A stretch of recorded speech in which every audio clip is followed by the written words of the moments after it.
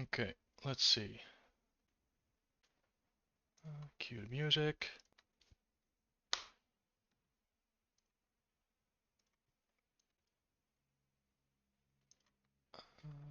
Put out the go live.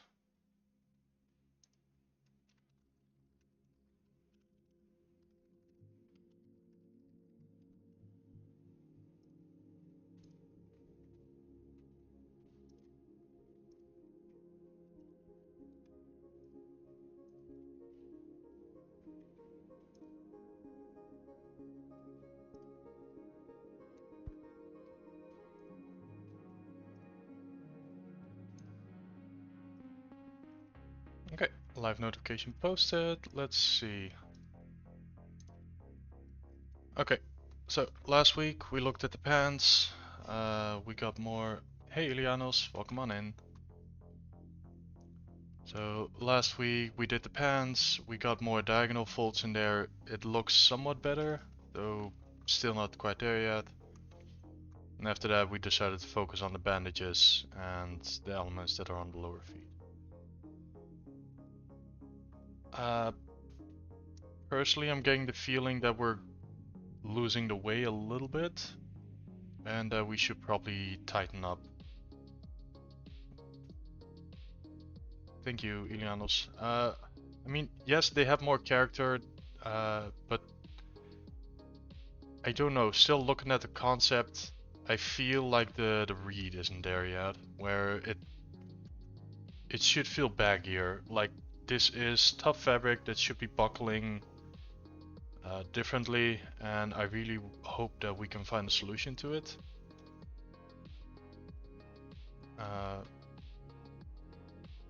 So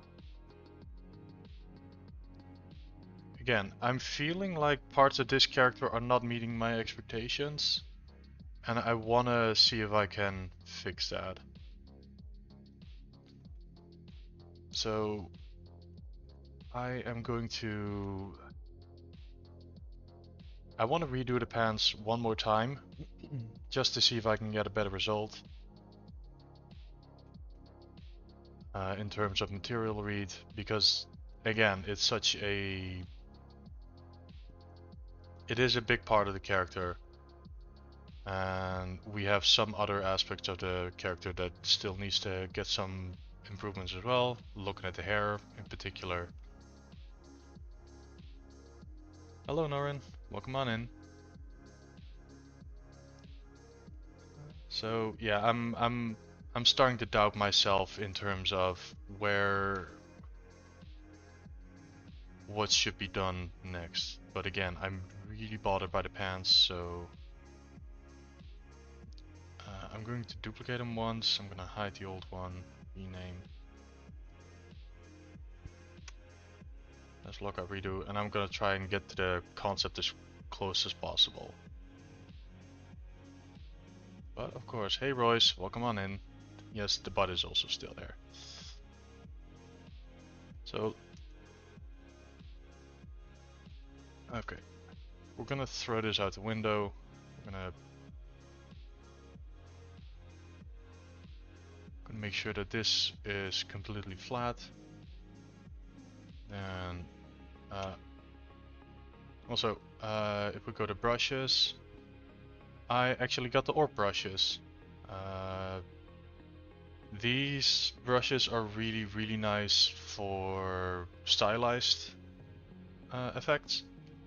Orb crack is probably the brush that a lot of people see out there, where you can get some really nice. You say it. If you look at Damien standard, we grab the same size. You see that it has quite a sharp fall off. If we get the orb crack, it looks just a bit softer and a bit wider.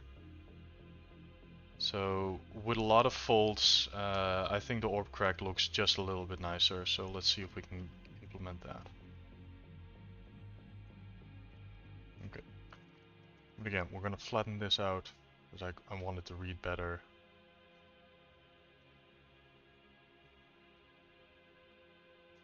And I'm going to look at the direction where I want this fold to end lower. Something like this. So this needs to get in. We're gonna purely look at the concept, because evidently me trying to logic it out isn't working. So we're gonna trust the concept and we're gonna get that to work.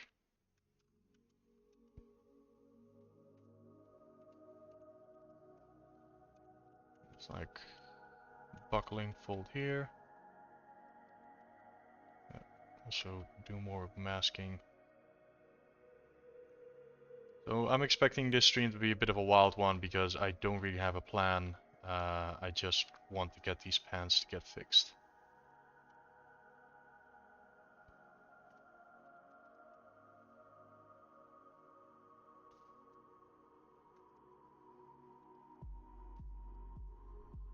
Okay, so we have this one.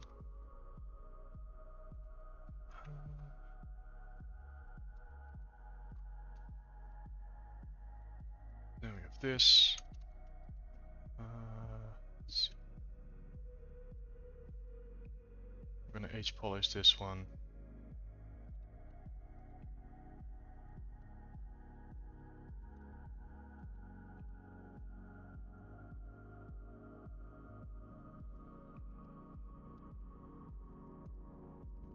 So yeah, it's been a week again. How are we all doing? Hope everyone's doing well.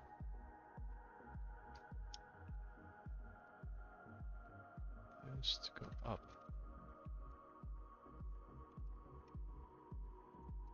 A lot of H build up, or rather H polish to really get those planes in. Okay, let's change for now. I'm gonna hide the zipper.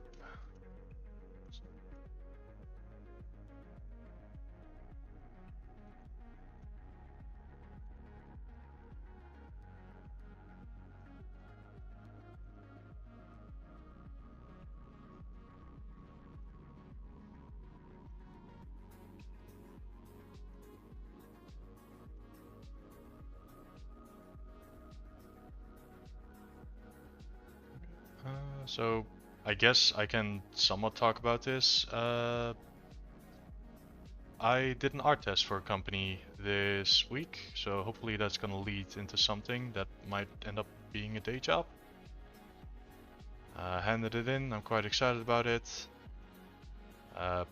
Unfortunately, I can't talk about it due to NDAs. Just the fact that someone like reached out and was like, "Hi, we like your art. You might be a good fit for our company. Let's have a chat." I'm like, ah, nice. The imposter syndrome meter lowering. So that's a nice feeling.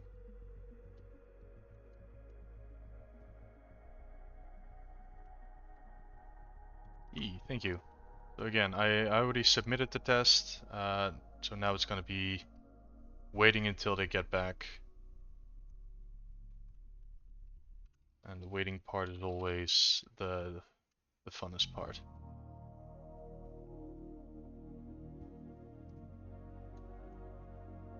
Okay, what do we have here? Like,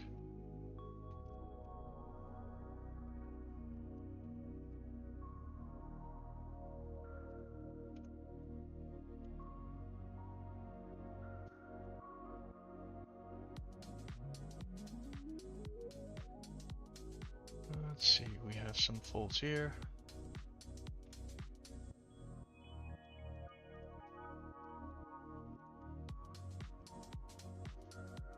Yeah, other than that, my week has been uneventful. Well, I'm also starting a new D&D campaign with friends.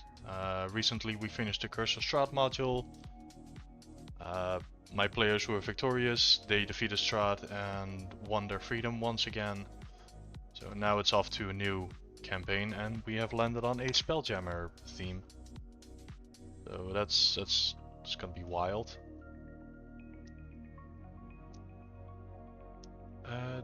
Did they find you themselves, as in my players?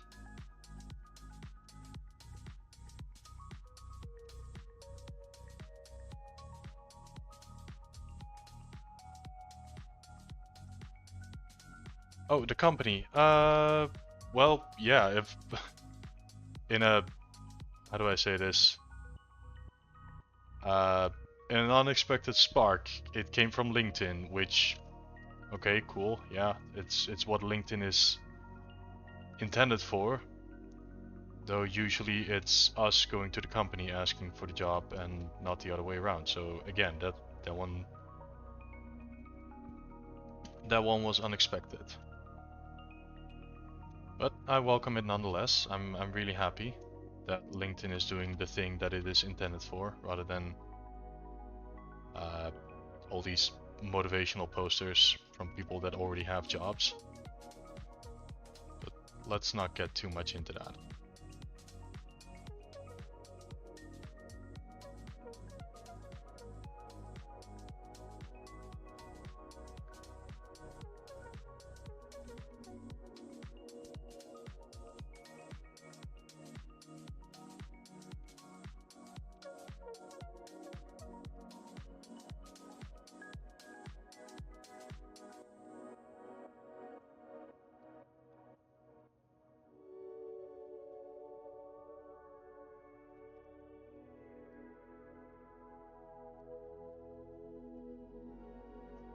So yeah, here's the keeping our fingers crossed.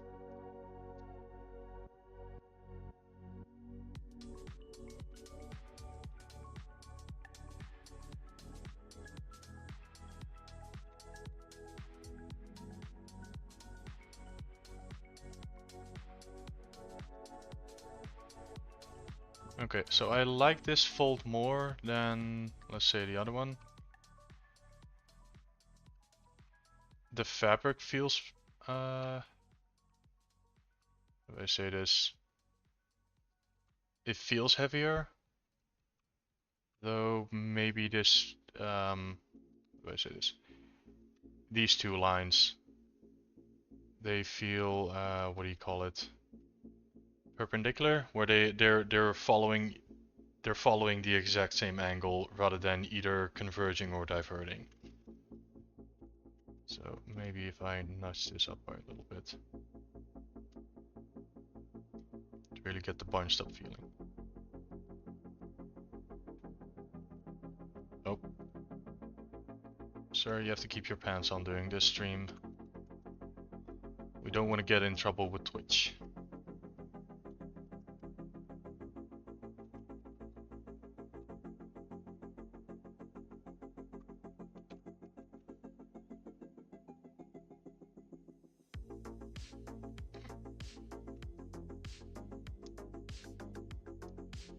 Hey Agaborb, welcome on in.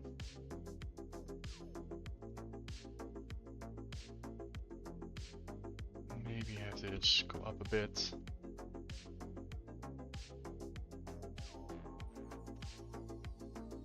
That this is more of a...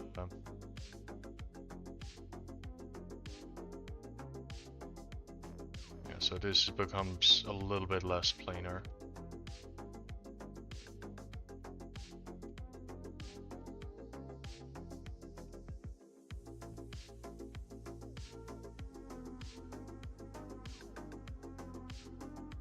Ooh, hello there.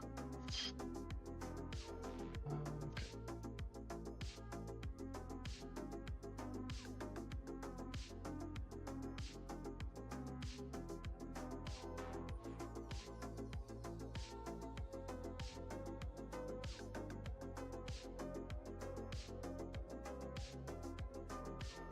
So, a bit more depth.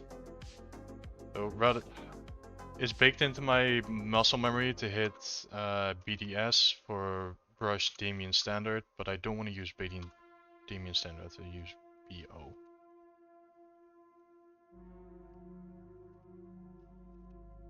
And get some of these folds in a little bit tighter.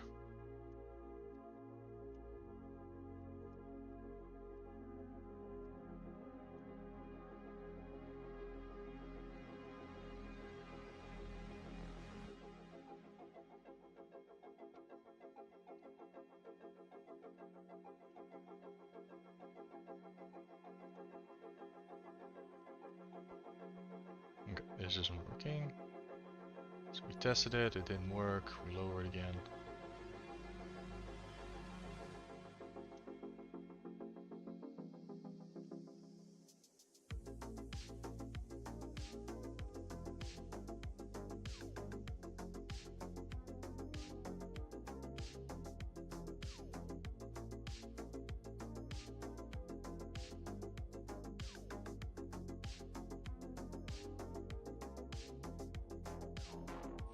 So I hope that my microphone isn't picking it up, but there is a laundry machine going on in the background, so I apologize if that occasionally clicks through.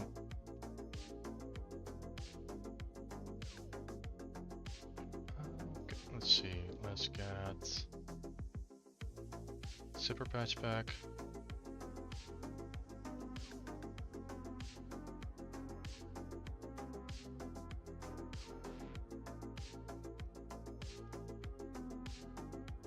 That is a wild patch now that there's such a big fold in there.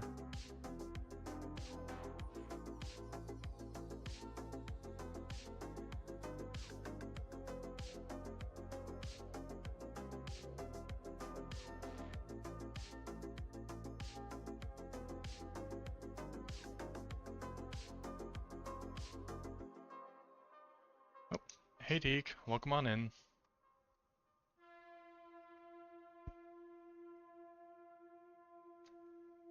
Let's see.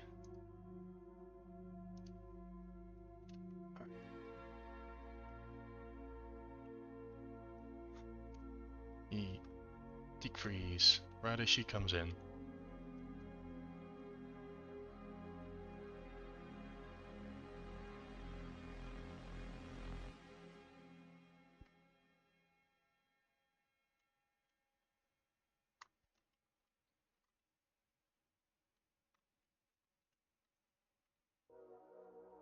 What does it look like without? And you can really see that the polygons here got very distorted. Maybe we can do a little Dynamesh. Okay, a bit more of a Dynamesh. Okay.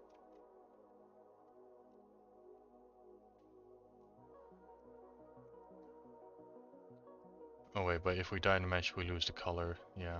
Color fill object.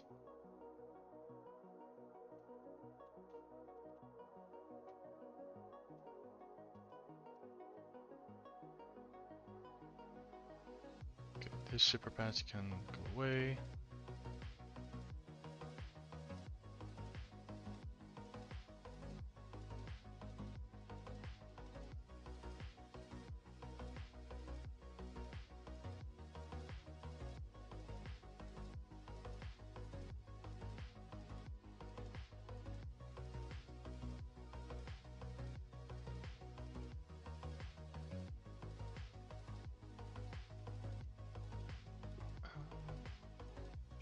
As always, we extract, we accept, we have this patch, polish it a little bit. Oh, first we clear the mask.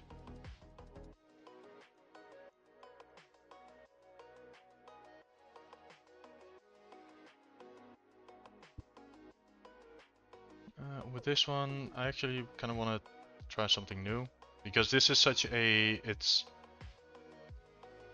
if we were to Z-remesh this one, we're most likely going to lose like these two edges and a little bit of this fold, and I don't want that. So what we're gonna do is we're gonna keep it so it's right on top of it. We're not gonna Z-remesh, we are going to extrude all faces. We do give it a thickness.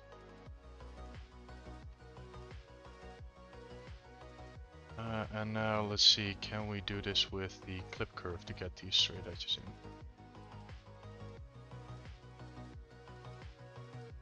Let me nudge it a little bit to the left so we can have like a straight.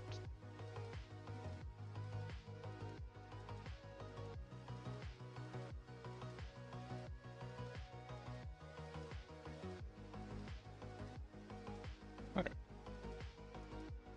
Cool. So that worked.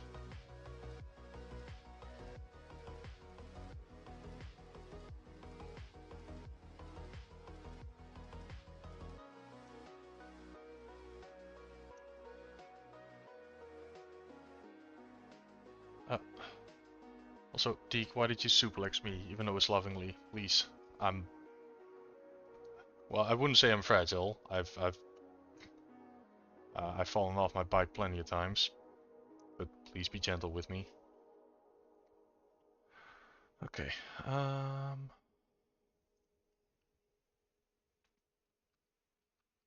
So it looks like a small little difference, but to me this reads nicer. Gentle suplex, yes, thank you.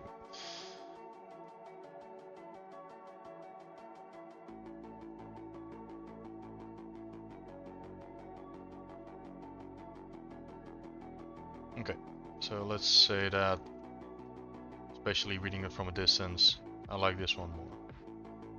So we're gonna commit, we're gonna get rid of the previous one, so pass block out redo is gone. Okay. Okay, so that's a step in the right direction, and we committed. We're gonna be bold. So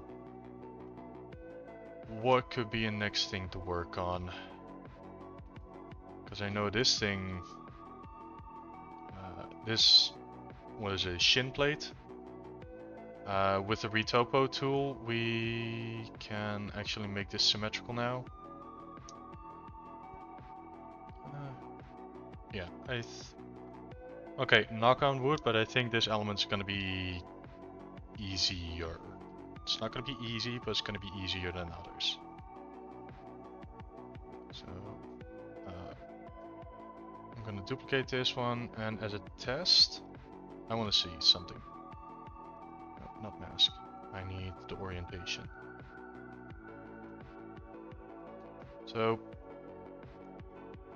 I want to know if I can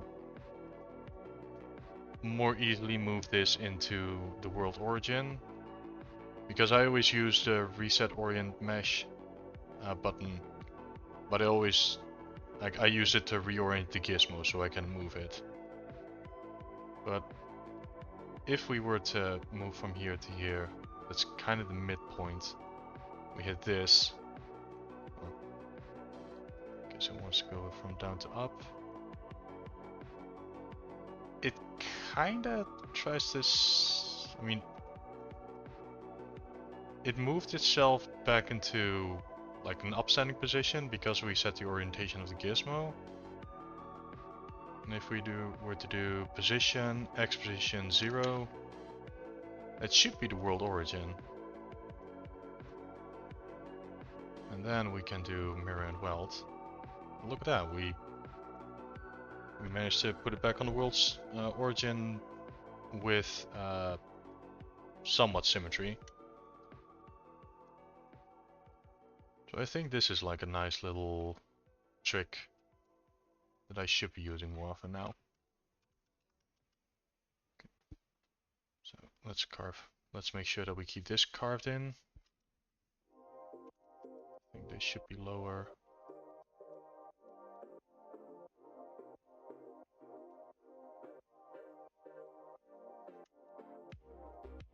This should be a straight line.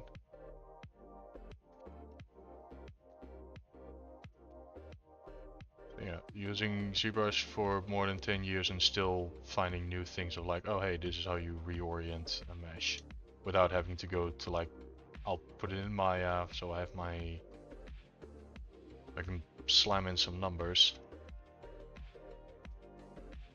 It's like, nope, we learned a new thingy in ZBrush, which makes us better.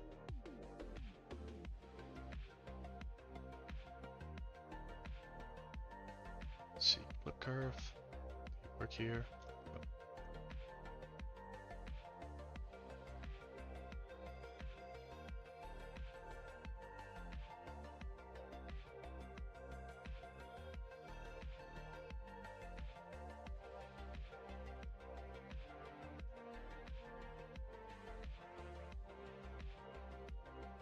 And these appear to be more square.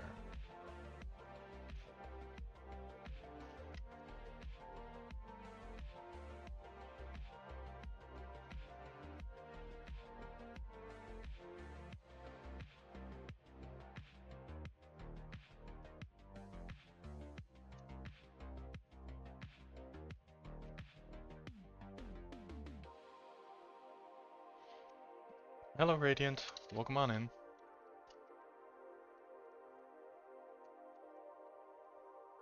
Okay, so the back side is completely wobbly.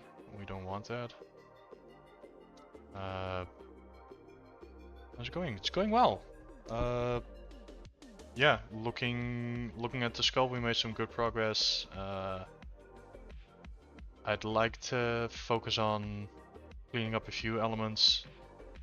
We'll leave the pants for what it is now. Oh, that's my headphone beeping for battery. Give me 1 second.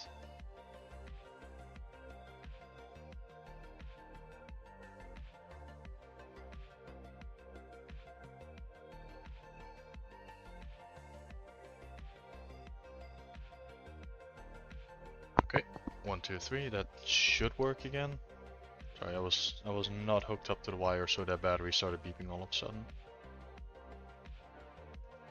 But we are in the stage of where we are. So we have everything blocked out. At least primary shapes, and I'm fairly okay with it.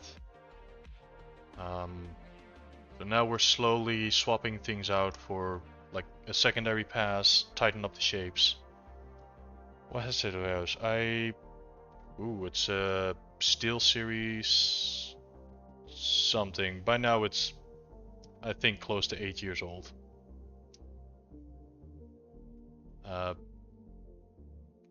Yeah, I think it might legitimately be 8 years. Yeah, it still works well. Train of thought. So we have everything blocked out. We're going through a second pass right now, so it's where we have this blocked out, but it still looks waxy. So now we're going ahead and clean up those shapes. And then one by one is going to go to the second level again. And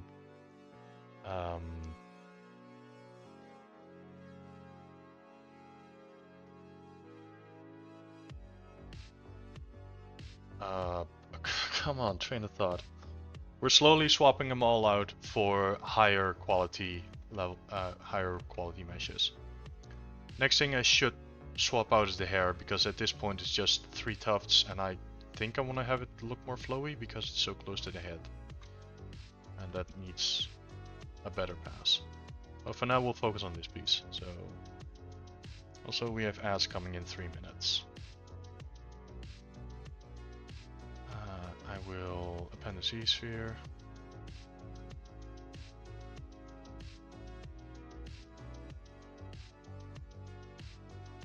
Let's move this one up.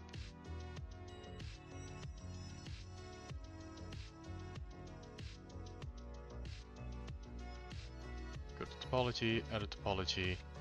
Now on here we can draw it.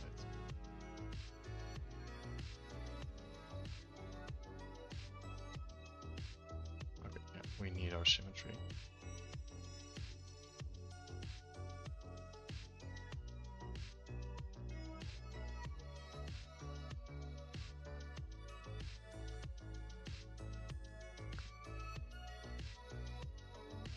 Very easily, just block them out like this. Give it a halfway point here.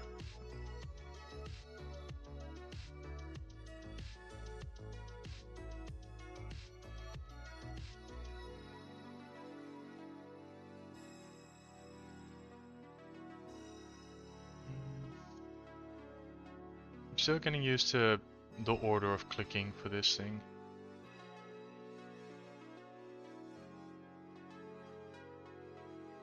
Okay, so we have 1, 2, 3.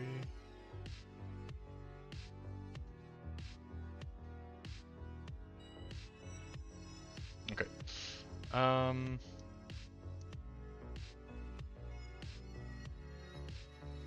Let's see.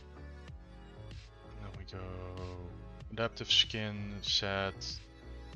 So again, mesh density is how many subdivisions level you want, and I think if you have Dynamesh 256, we want that 0, because we want the topology that's here. We'll hit preview. So again, we don't want densities, we want the thing that we drew. So this is what we're gonna get. This looks good. Make adaptive skin. It gives us a new one over here, and we copy and paste this into the mesh.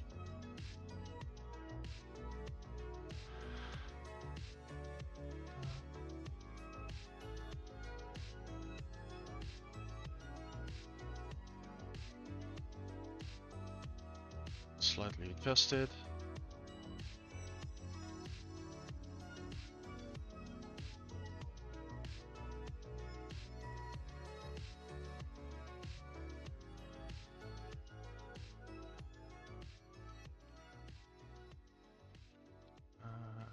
Let's not see remesh.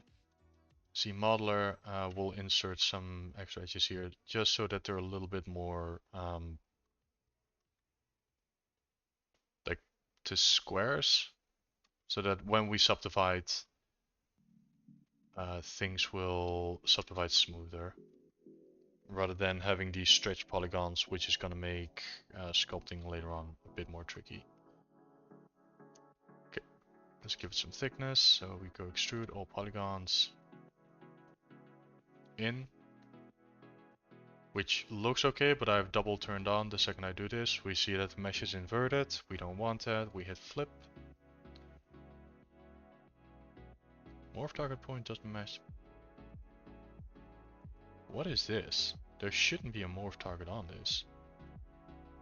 Guess there is? Flip. Okay, now it's no longer complaining. Okay. Gently fix this. A little bit of smoothing because it's the back, we don't care about that.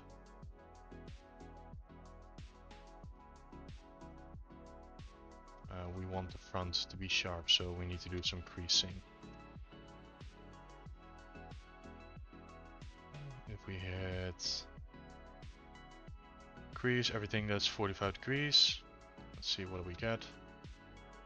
We get some of them, not all. So we'll do it by hand. Center line needs to be creased. This needs to get creased. And these. Okay.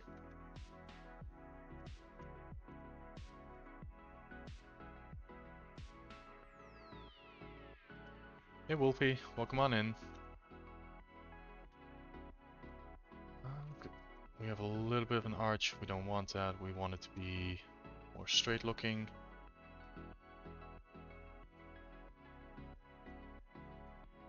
Does the shape actually add up? I don't think so.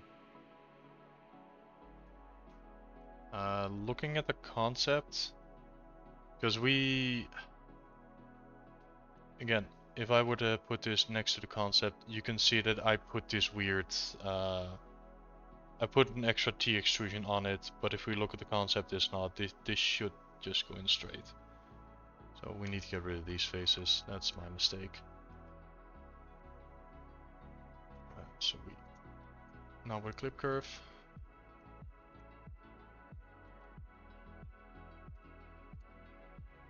Get rid of those. Lead hidden. Now we should bridge that. So C modeler, extrude edge face. Nope.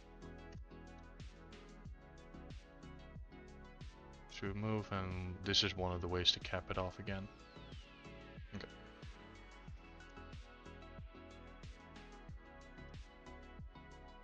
And then we have to fix the polygroups again.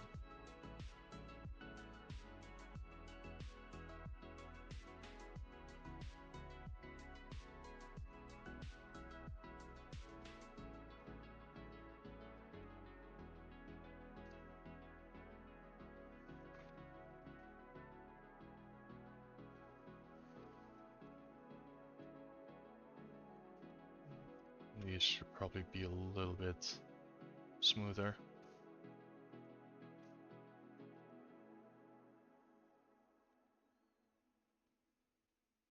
Okay. The one thing that I don't like, so here we have another, so let me know if the music volume is correct. So here is again one of these, we have a crease that's directly on the border. So we have multi-directionals, it goes from the front to the depth.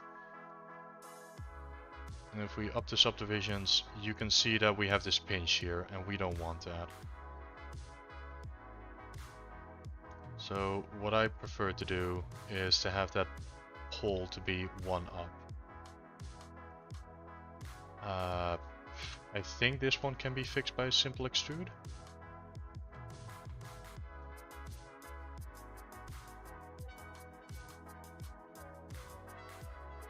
And have this crease be gone.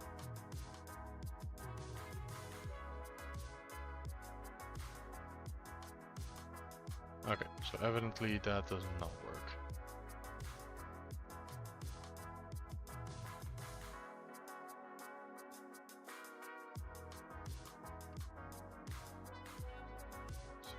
What if we were to reduce creasing,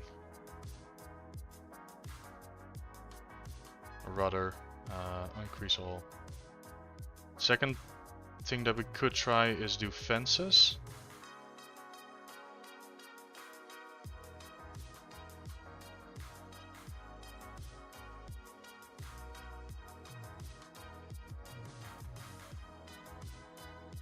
Which is almost like creases, but it's more of a manual approach.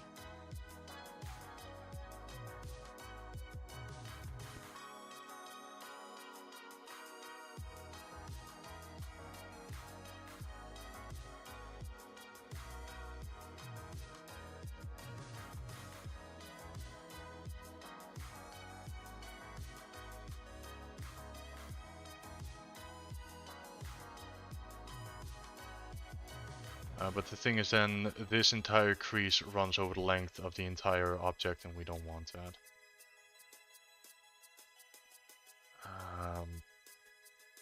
So the way to deal with that is to collapse this.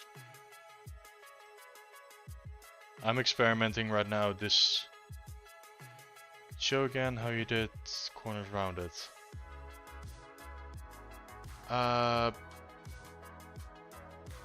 Wait, how you did the corners rounded? Like what I'm doing right now?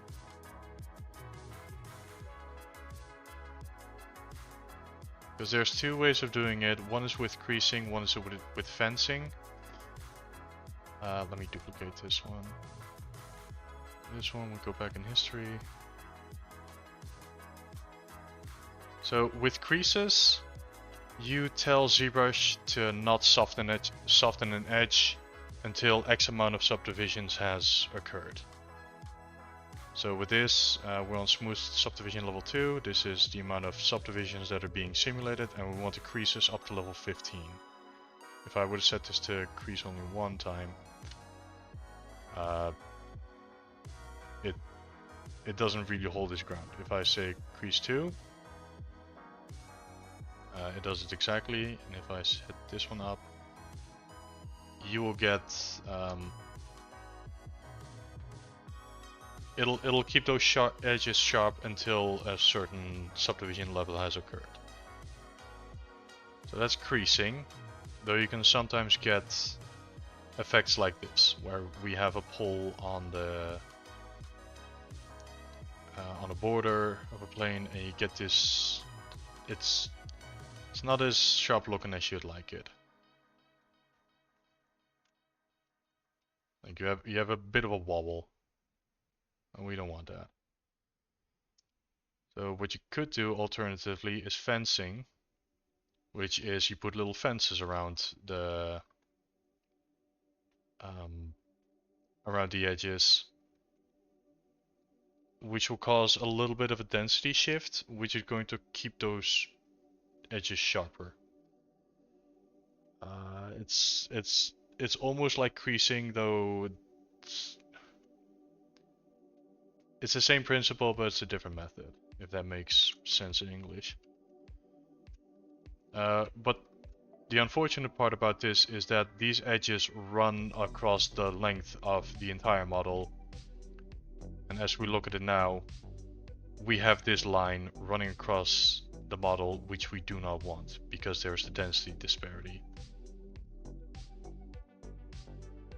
So what you can then do is remove some of these edges.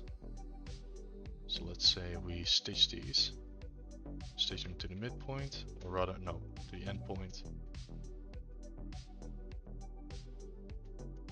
Get rid of these.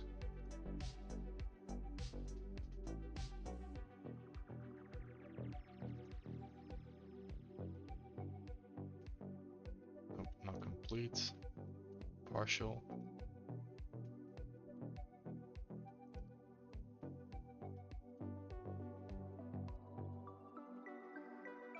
Is there like a collapse?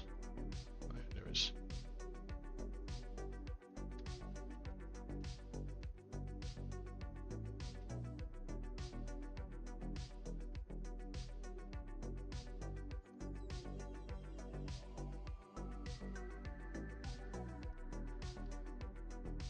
Oh, this is giving me some weird effects.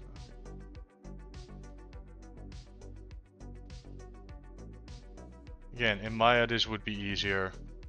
ZBrush is doing its own little thing. To the point where I'm tempted to throw this at the wall.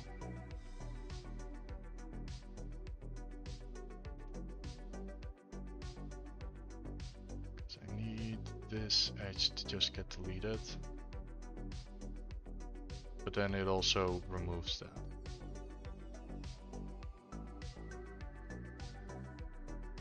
Also, it's not staying symmetrical at all.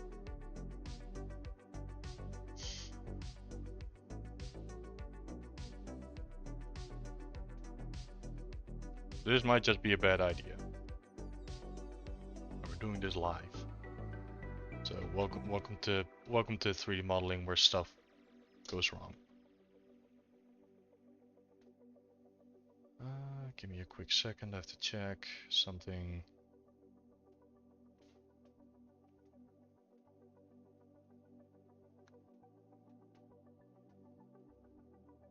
Alright, that can wait.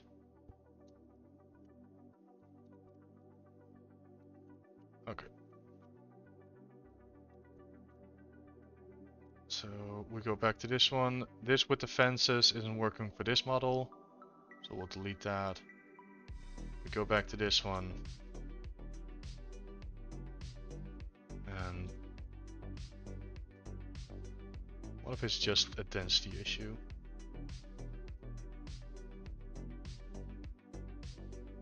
If we were to put in a few more edges, then it'll just... Hey Volpin, welcome on in. If we were to insert a few more, then it has more edges to hold on to.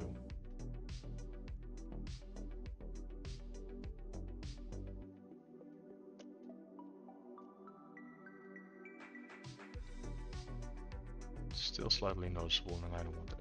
Also, this is me worrying about like a teeny tiny detail that is on the leg of a character. Like, I'm focusing.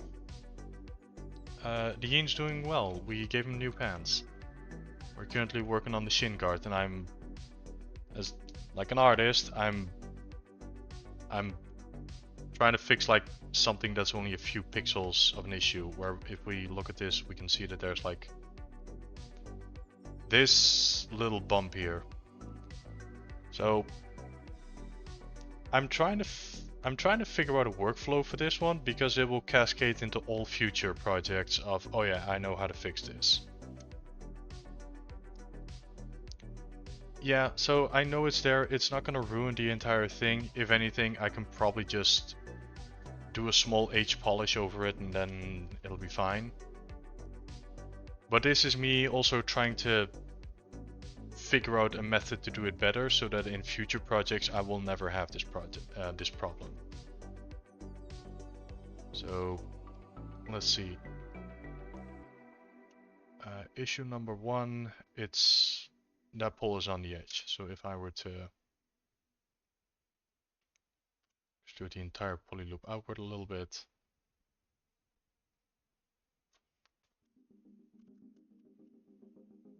Move this up, like a small amount.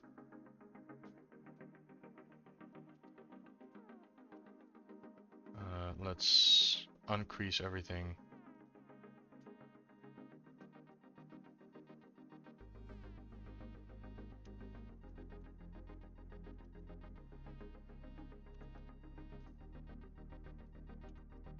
I keep mistyping. And then we'll just do some manual creases.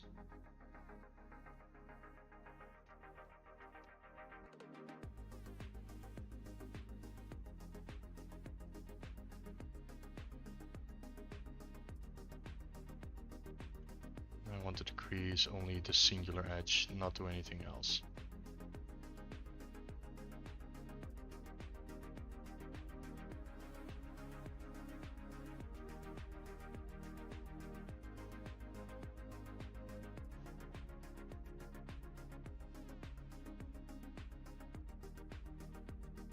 Oh. Hey Blur, thank you for the follow. Hope you're doing well. Spawn group complete.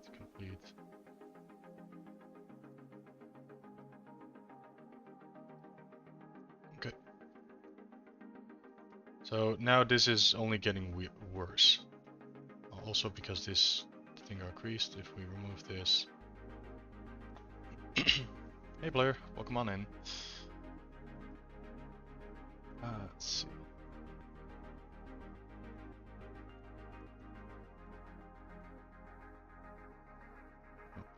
It should not be pixel size 0 or 1.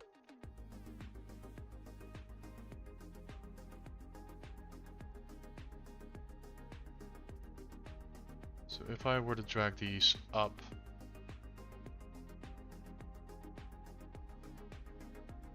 okay. So I think it's just a point of me having a large polygon next to a smaller that's giving the issues.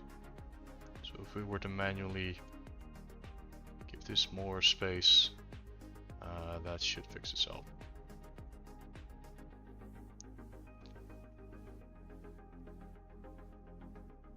And then after that, we should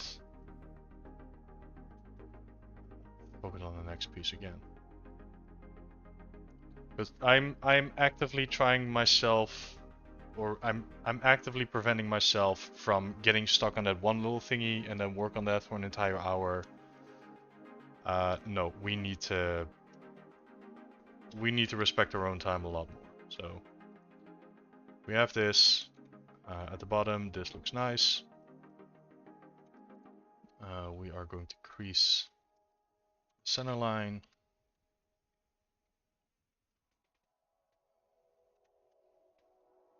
We're going to crease this line, and we're going to crease this line. And we need this one.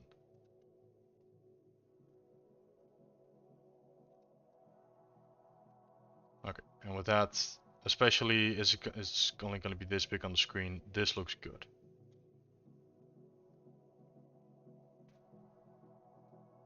So we'll call it, what was the original name again? Alright, shin guard plate.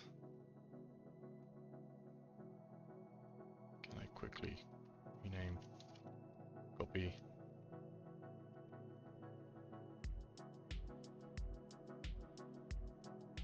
This one, rename, paste. Cool.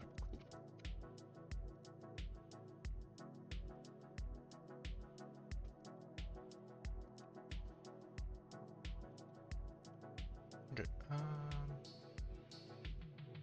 Oh wait, and then this thing also has the studs on it. Again, those were blocked out. So let's see if we can get those clean as well, because they are already sub D geometry. They're just not cleanly positioned on the mesh. This was a placeholder for blocking out. So let's duplicate this one. Again, we go to center. Get this on the world origin, move them up. Mirror and weld them.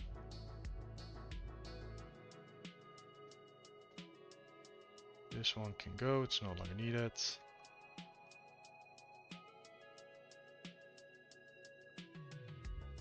this the color? Right, and then, oh yeah, we should absolutely angle this more like this.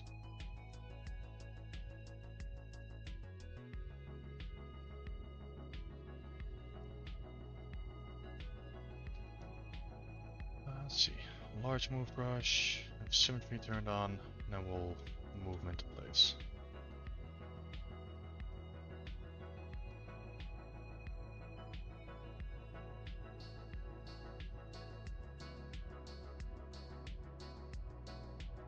Now that they're not perfect, again, the whole perfectionist thing, that they are that they're a little bit crooked. I think if anything, that's gonna give it a bit more charm. Because again, I've made models where everything is perfectly, like 100%, you spend so much time keeping everything completely straight, and it just lacks,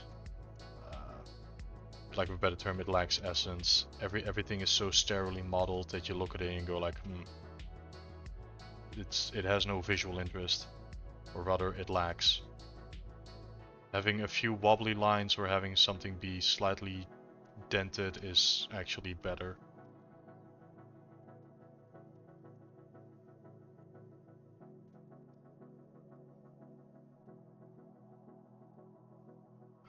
Let's see.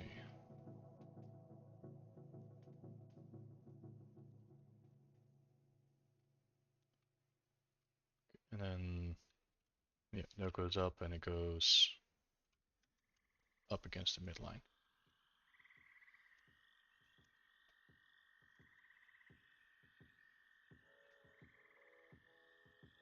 Okay. We want the creases, so we'll go back down here again.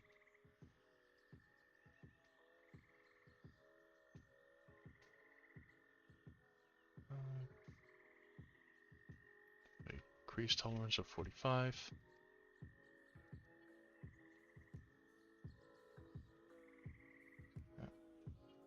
We'll set the crease level to 3. I think 3 has been the level that all of us, that I've been using on all the others, because at 3 it feels like it's finally... If you keep it set to 10 or 15, which is the max, that line is never going to subdivide, and you get this really... like... It is 100% sharp, there is nothing there.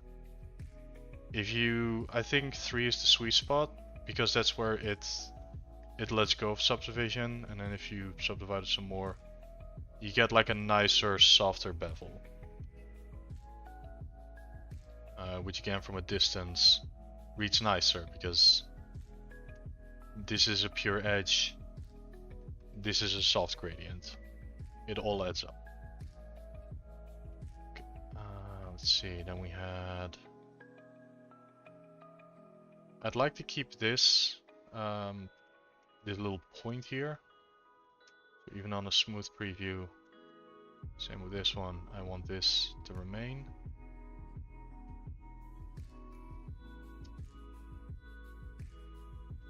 We'll just add a few more polygons to help maintain the shape.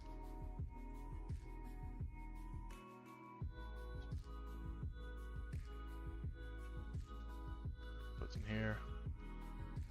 Okay, and now we're getting this little bit of a point. Drag it down a bit more. Okay,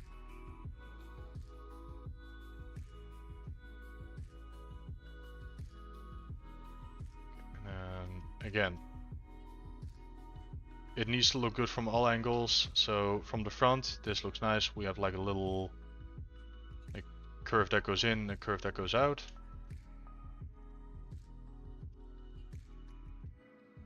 This is something that you can keep nudging until eternity, but then you look at it from the front and you're like, that's a bit of a wobbly line. I want that better. Maybe I even want this to have its own little outward, spike. See if we can make that work.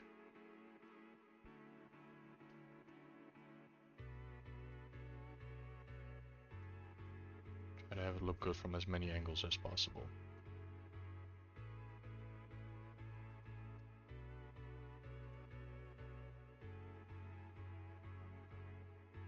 maybe even add a crease.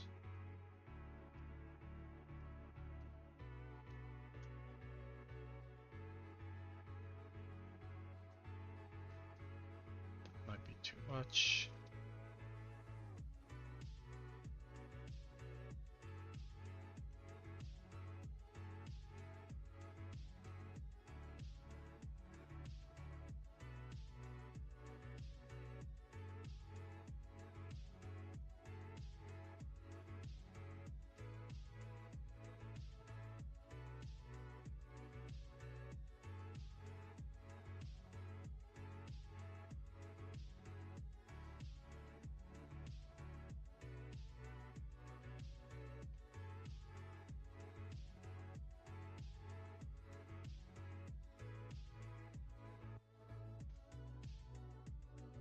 Okay.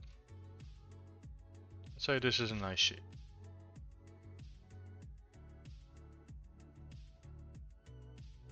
Let's see. I want to keep this. I'd like this to have a little bit of a sharper crease, so I'm gonna give it an extra edge loop.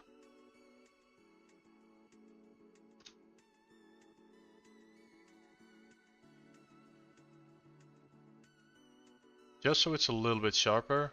And what I'm doing with this is I'm adjusting the density between the polygons as it subdivides. So yeah, rather than only these two polygons going up by like 4, 8, 16, or no, 4, 16, 32, because again, you keep subdividing a square into 4, not 2. Because we add another extra edge loop here, now we have a face here that's getting subdivided as well, and that's how you can adjust the creases a bit more.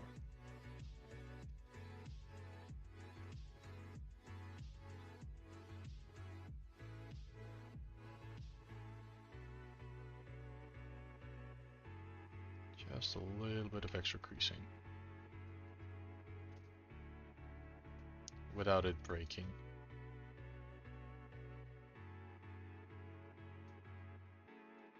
Okay.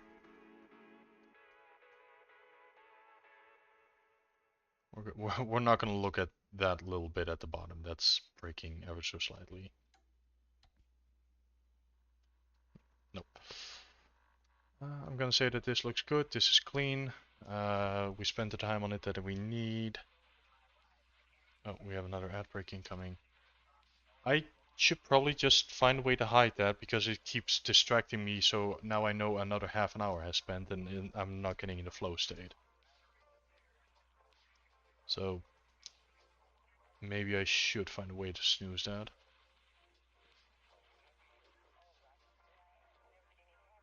Okay, and then behind it, some sort of padding. Material read could be duct taped, which is in line with the theme. Like, hey, I found duct tape that'll work as padding because you can't have metal sitting directly on skin that's gonna agitate and probably wreck you. So for the last one, I'm going to grab the padding and duplicate it by that center line.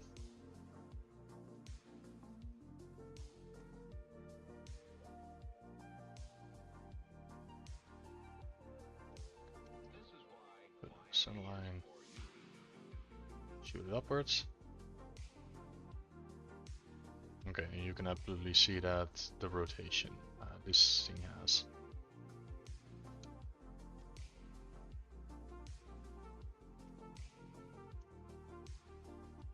I did a jank job. Like this shape looks completely janky, but that's fine. It served its purpose for the blockout, and that was all it needed. I'm gonna shape one side a little bit.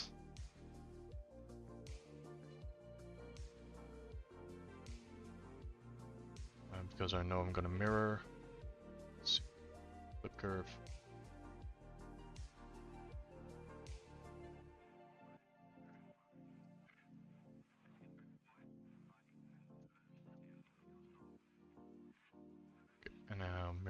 that. Cool.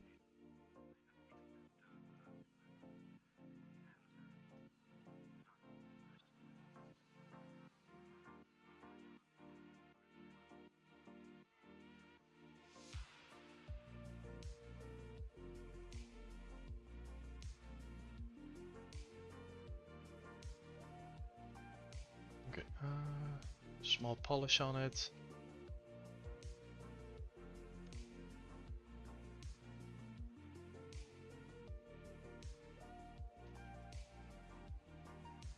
Okay. This is the shape that I want. I know that here in the back there's some aberrant geometry, but that's fine.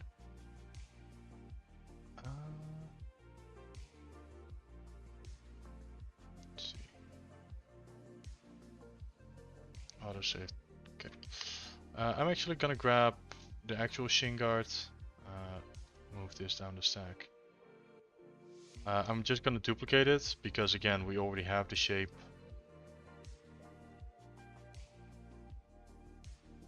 I just need it to be slightly bigger, and the thickness needs to be different.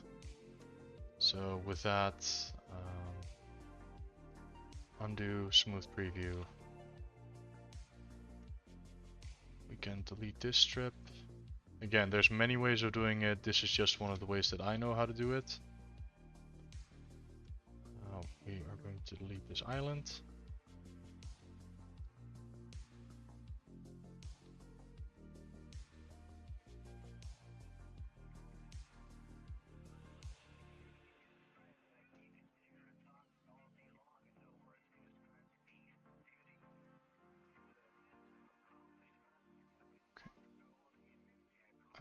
Yeah, and this is where we see that the bottom doesn't match up. We'll fix that manually. Be somewhat careful with the move brush. That center. We don't need that center crease anymore. At least not at the bottom. It looks like the top does have a crease, but the bottom of this element is going to be flat. So crease, edge, remove.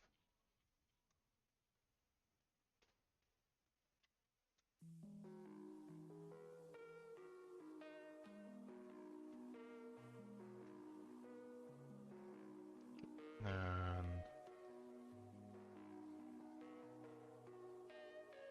we should give it thickness again.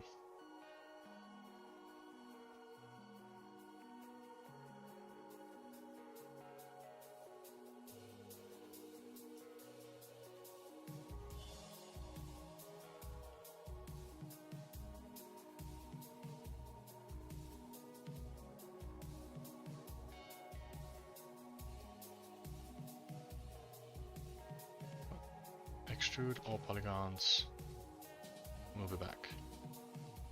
Again, it looks good, but we have double turned on, so again, I think this is just happening whenever you move things backwards, so that might be a workflow thing. If I were to extrude it forward, then the normals are okay.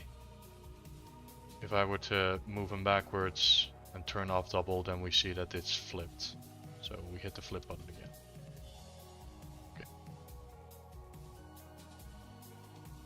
Okay, and since this is sitting directly on top of the knee, I'm going to guess that this topology is going to be wonky.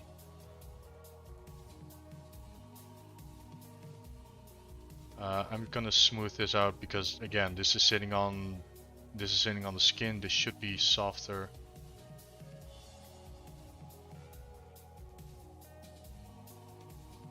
I want this to move to the back. Not you. This is still sitting in frame of the view. It was almost a free beams. So I should probably set up channel point redeems at some point. Like save check, hydrate, posture check, the classics.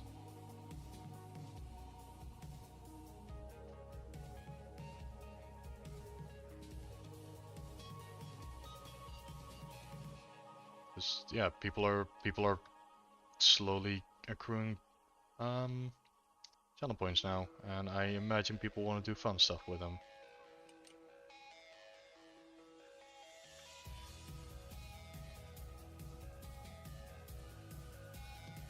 Well, Chad, what type of redeems would you like to see in this channel?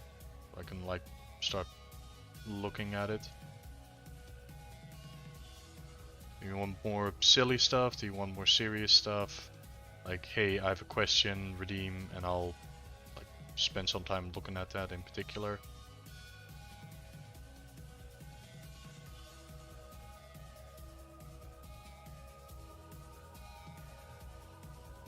Like again, if anyone ever has any feedback about the channel, please let me know and I'll look into it, see if it's possible.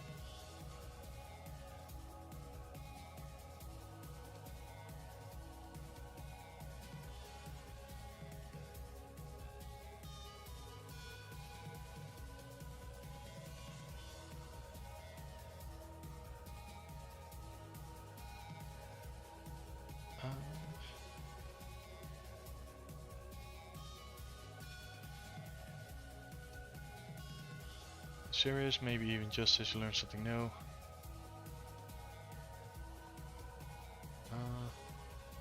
Yeah, I've been looking at streaming gameplay, but I feel that I would like to keep this channel more art focused, especially in the beginning. I see it as a slippery slope, where the second you start adding games to it,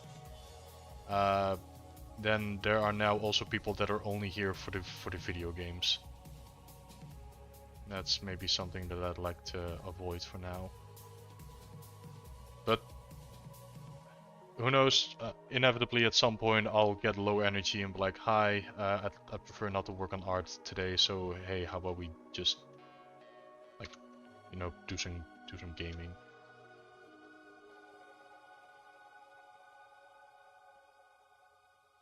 Get rid of these creases, we no longer need them.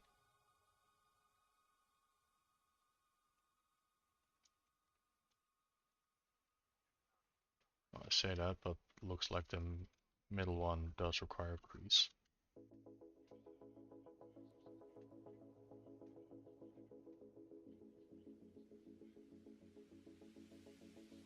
We need to crease these again.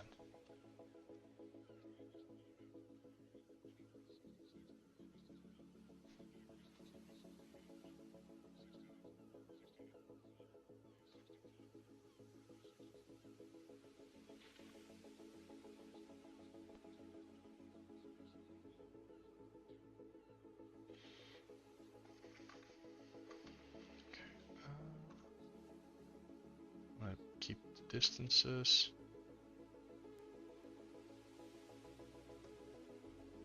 Maybe I'll give this one a slight inflate deformation, just so we get rid of the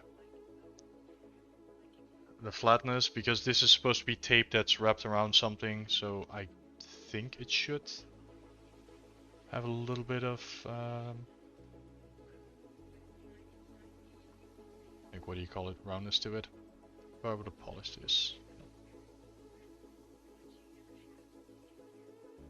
just to get rid of that flatness that's in there. Or this, I think this one feels way too tight. What if we uncrease it?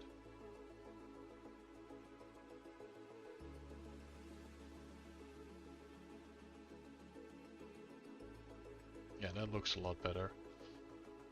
This one also needs to get uncreased. Same with this one.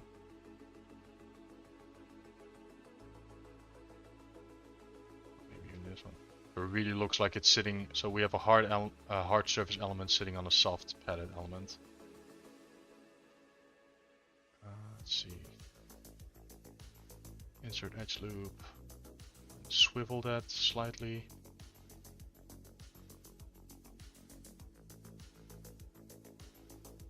Really get that round effect going.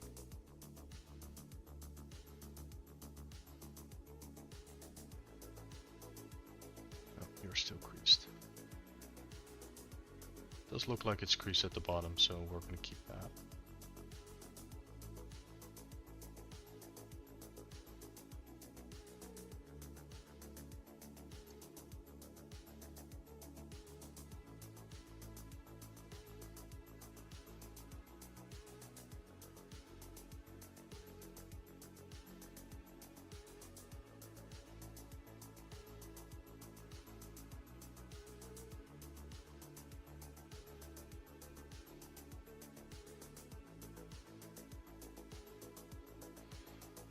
back its original color.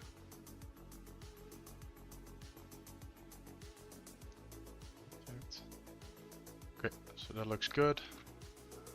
This here in the back, we can increase this.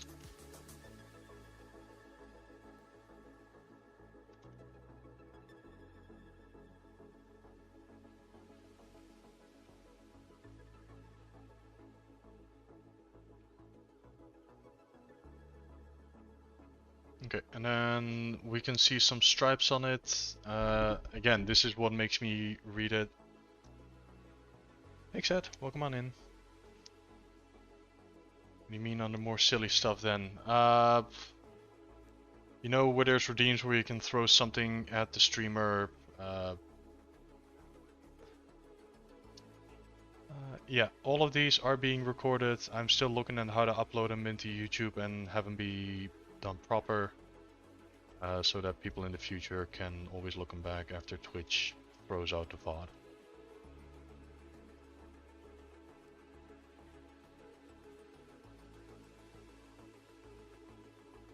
But yeah, silly redeems as in, okay, currently I'm just a PNG tuber. For example, a friend of mine, Proto, he has a lot of funny redeems where you can turn them into a sticker, you can turn them into sketchy. A lot of people have a pet redeem, that type of stuff. So you can like more interact with the streamer. And so it becomes a little bit more funny and a bit more entertainment. Because at the end of all of this, this is an entertainment.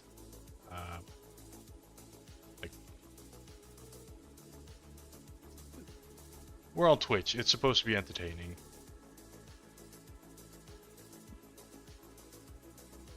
Okay, I'm gonna slightly... Okay, I just want to have this HP in here.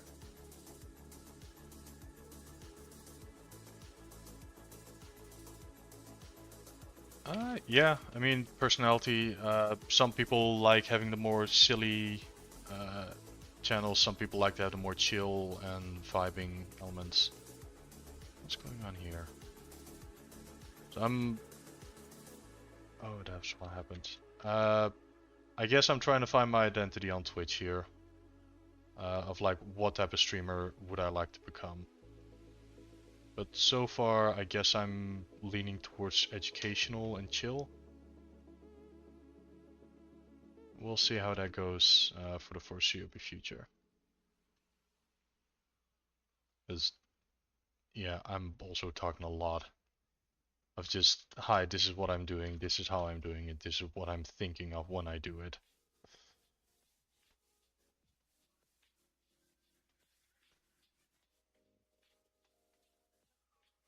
Okay, this is getting away from me. So, I have to fix this, but also it's such a small element. As long as it looks good, then we're fine.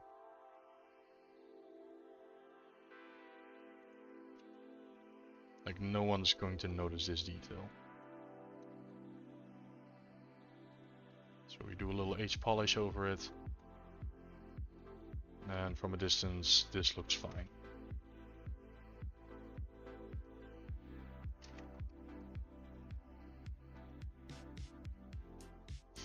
No, I will not become a reaction streamer. To me, that is basically bottom of the barrel. Like, you did not create this, you're just reacting to someone else's creation, and that's... for me personally, I can come up with at least a dozen other ideas that will be more entertaining to that, in my opinion. Alright. We're doing it again, we're nitpicking. Let's get some sculpted detail on this, and then we're gonna put it back in place. So for this one, super smooth supervision, I'm going to commit. And now with, let's see, crack. Can we sculpt in some folds?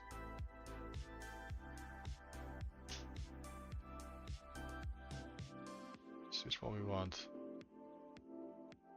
Kinda. Okay. Because again, if I were to do this with Orb Crack versus I do this with Damien Standard, especially when you get to these edges, this is where Damien Standard kind of falls in his face, versus the Orb Crack. So that's why I also prefer this brush. So, see, we have one at the center, it's fine. We have one roughly over here.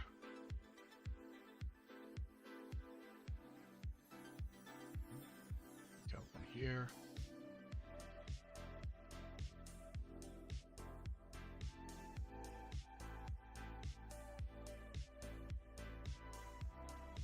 I do have to make sure that they go all the way around.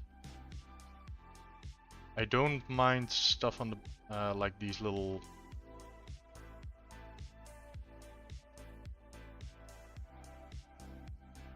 So I just need to angle the camera so that we go all the way around.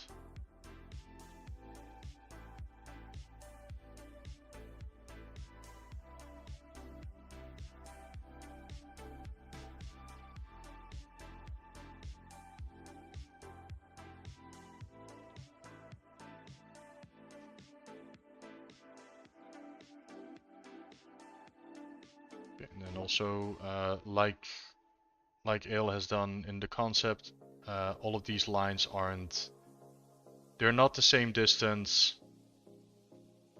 Some of them are closer towards each other, some of them are further away, just so you get that visual interest. As opposed to the very machine-like, everything is perfectly spaced together. We'll put one here as well.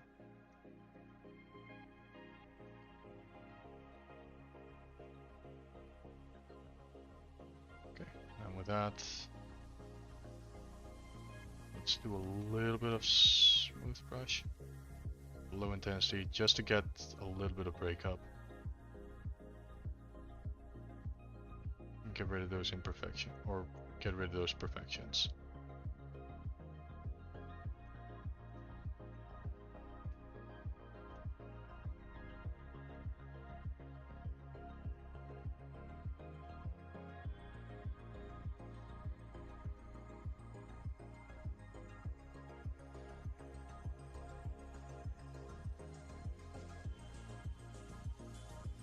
Over it with a pinch brush.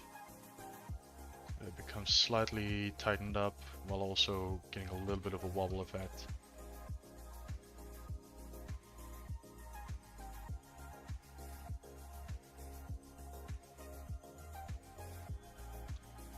Okay, cool. I'm gonna say that this looks good, and now we just have to put it back in place. Again, as for the on the concept, we see color differentiation, we see some scratches on it. I feel like I want to keep that for texturing later on. So for now, this is going to be. So we have the shin guard, we have the horns. This go. This here, this can also go. Okay.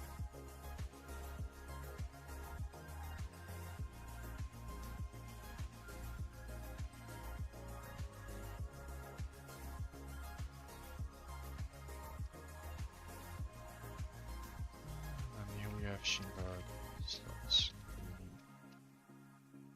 Okay. And again, we're gonna keep one on the world origin, so get our world space. Like this needs to go up. And the world elements remains downstairs. Or rather, it remains at the bottom of the stack. Duplicate, duplicate, duplicate. And these go into the world elements stack. And then these three are gonna move. Again, we use transpose all selected tools. Now we have to make sure that we don't accidentally transpose anything else, so we hit Control Shift and drag. Now we're gonna 1, 2, 3. Double checking on the model. Yeah, okay. Now we're gonna move it into position and it's gonna be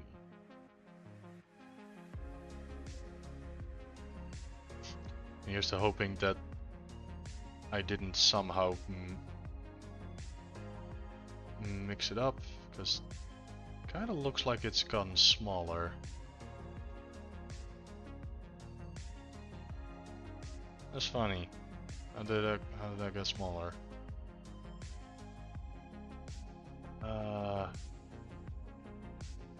Because we cleaned it up and we kept reducing it. So I'll scale. Hang on. Compromise. I'll scale it up and I'll hold down Shift and I'm gonna make note of the number. So okay, 1.1. Remember that. Quick autosave.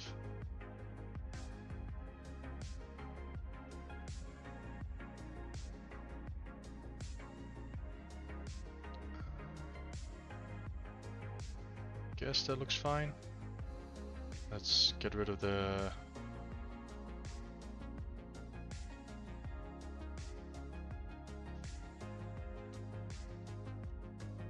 I'm just gonna move it into place.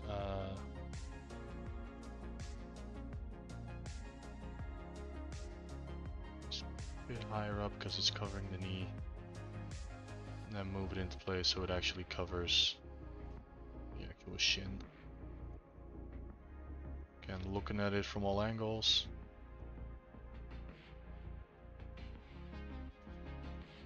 And okay, this is a fantasy thing, so it doesn't have to fit perfectly. But I do want clipping to not really be prominent.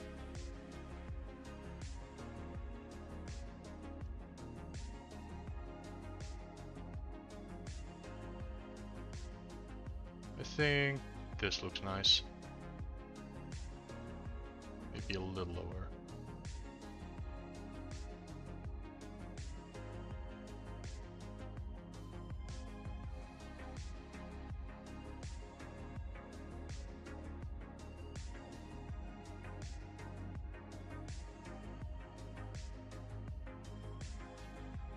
Alright, that's cleaned up.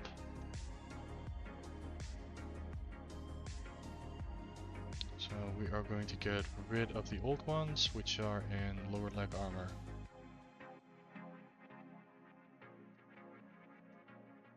Yeah, so, okay, you can see that the alignment of the old one and the new one is quite off. But that's fine. Because again, this is an asymmetric blockout versus the clean one, and the clean one is the one that we're going to use. Like, the sketch served its purpose. Now we're going to get rid of it. So, where is it?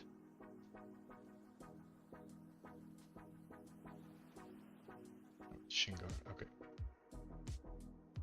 Delete, are you sure? Yep. Yep. And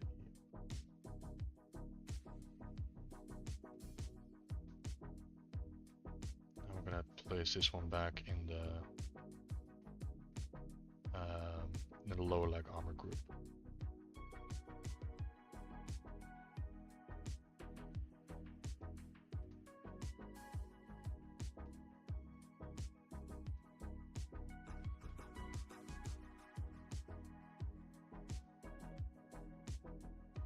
Okay, so that's another element done and blocked out. That one,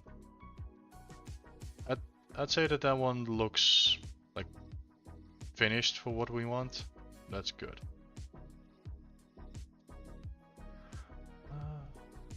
So these bandages, the shin guard, all of that looks good.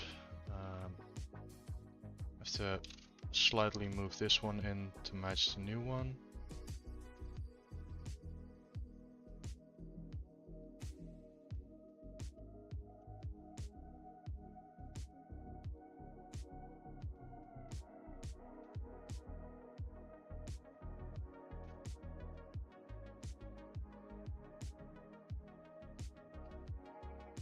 Move it slightly to the side. Just so we have just enough space here where it's okay. We can see that these straps fit behind it. Not touching that. That's finished. We adjust the straps.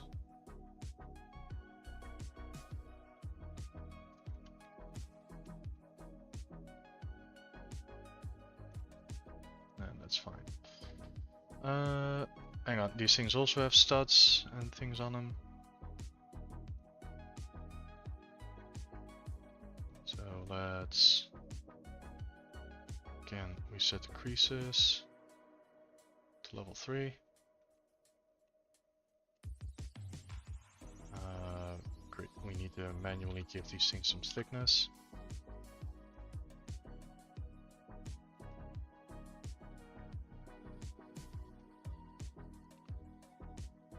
Oh, it probably keeps thinking there's a morph target in here because these, I think we extracted this from the base mesh, or rather the body, and that's why it keeps thinking that there should be a morph target.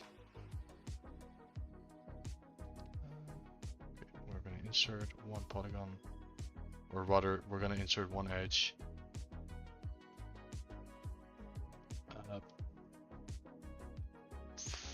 Follower goal met 190.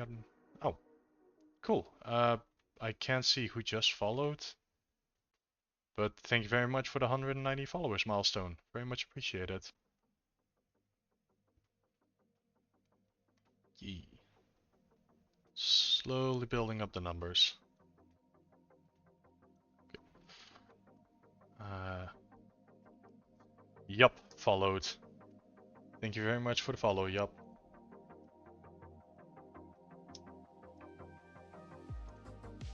You are the 190th follower. Congratulations. Crease level 3. Rather. 2, 3. And we're gonna give it 6, and then we're gonna polish it a little bit.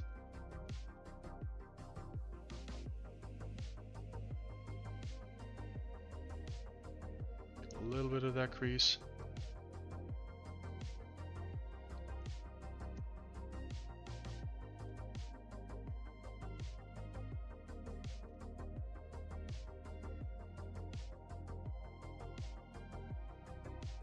I wonder, because there does appear to be like a more intended, or there's like a little bit of a bevel like this, or not a bevel.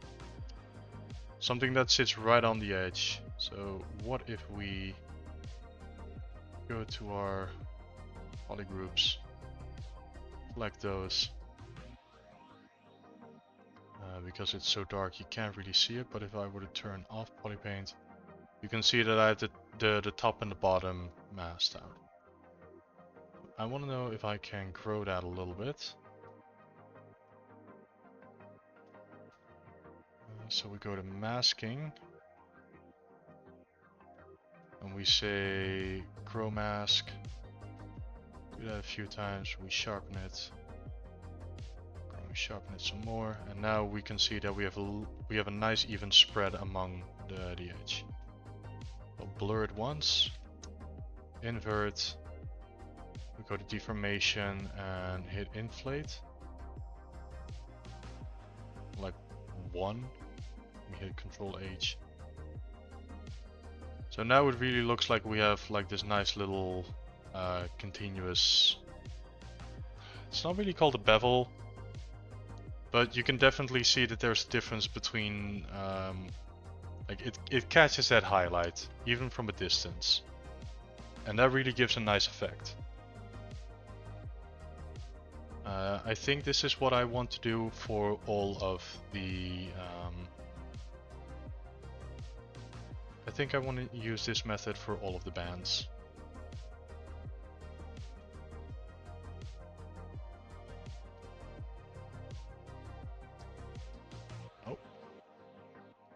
Hey Knob, thank you very much for the resub. Sneef, snore for nice effect. Yee. Welcome on in, Knob. Great to see you. And thank you very much for the 2 months. Ah, thank you so much. Let's see, do we want to do the same for this one real fast? Yes, though it looks like this one lost most of its poly groups. We'll have to manually set that one up again. Just hit Control W. And I will manually put that in. Or rather, manually set up the polygroups again.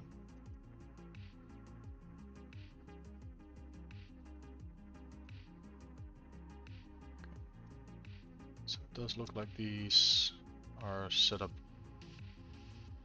Okay, this is problematic because these... I already did some inflating tricks on this one, so if I were to mask it now, we can see that these things are way too big. So we are going to boost our mask again.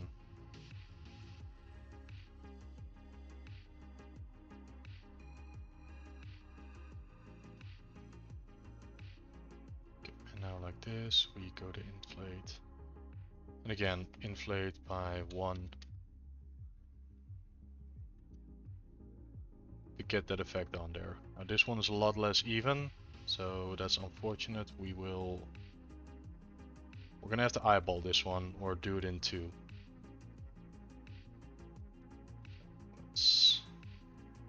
Again, if I had done this in a cleaner workflow, we wouldn't have this issue. So again, having clean workflows is very important. Okay, inflate by 1. Or maybe, can we inflate by like a half because it's a smaller element? Yes, we can. We'll blur the mask once. Yes, alright. Now we do the same thing.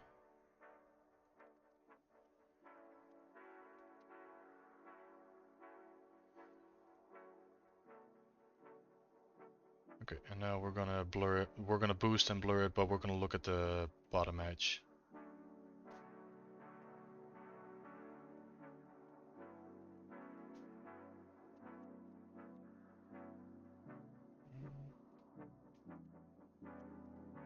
I think this might be enough.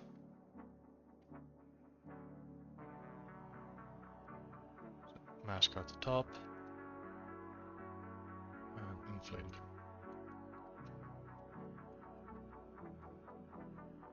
Nope, that looks too big.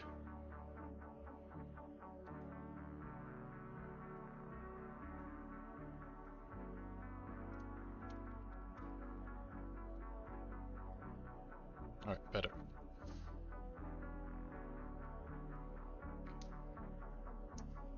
Yeah, Nob, how are you doing? Hope everything's going well over at your place. Let's see. Oh, and these straps here on the ankle have these little, they have little diamond studs going on again.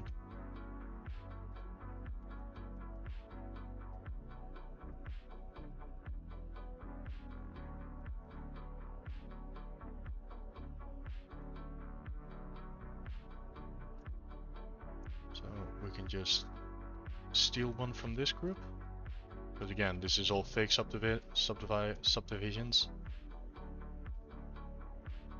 So it's okay to steal one. Duplicate. Grab one. Delete the rest.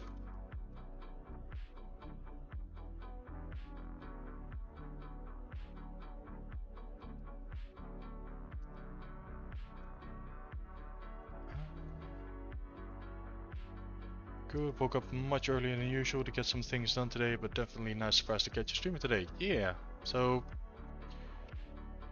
I've been consistently streaming on Wednesday on this time slot. We started an hour and a half ago, and currently I'm liking the Wednesday morning or the Wednesday afternoon streams. I'm a little busy on Mondays, and then on Tuesdays I tend to use that time to rest. So Wednesday feels like a nice day to stream. On Thursday I have the art hangouts that I organize. And then on Friday people tend still wants to do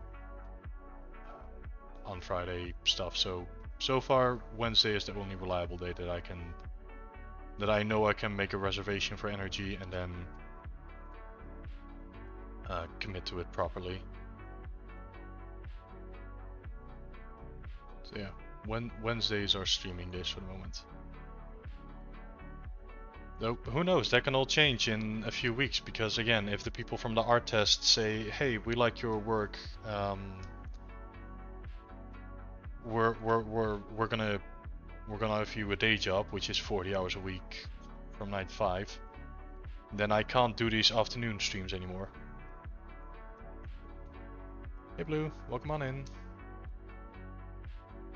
So we're gonna see if this reliable Wednesday streams are gonna keep happening, or if I'm gonna get a day job and then it's gonna be, hey, you have to start streaming in the evenings, which is like anywhere from 3 to 4 hours after the more regular starting days or starting hours.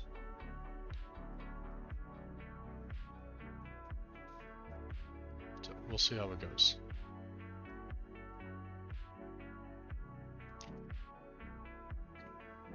So duplicate these out. Yeah, nice to see people in here, and nice to see people like getting in from the start. I've been looking at the metrics a little bit, and it appears that most of my watchers are from the United States. And I guess that a lot of people are waking up around like when the stream is ongoing. Okay, so those stats are in there.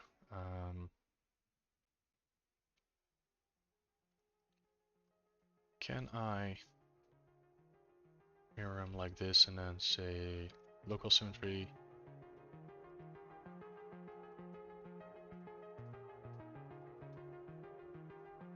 Say local symmetry. No. Well, we'll mask this, go this, and then we'll move them like this. And then we will focus on getting them into place here.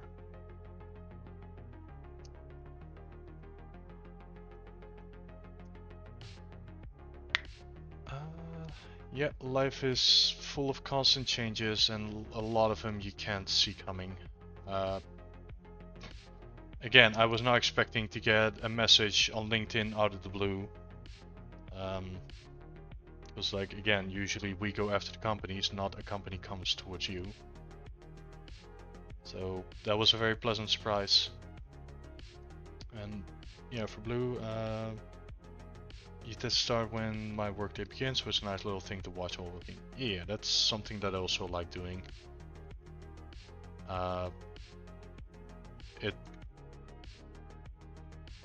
Back at the previous job, occasionally I also had Twitch open, and then it was also 3D artists that were working on their craft. And then occasionally picking up little tricks that they are just doing passively. So I like that, and I guess now it's my turn to give back.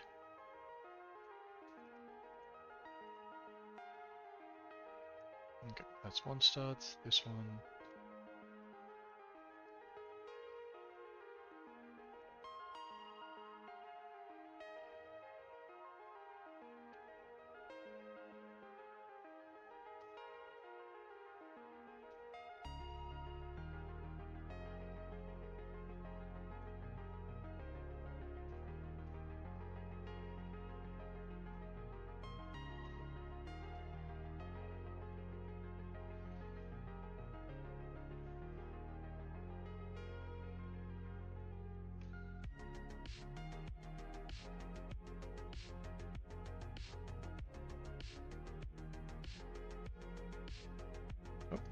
Hey Natasky, welcome on in.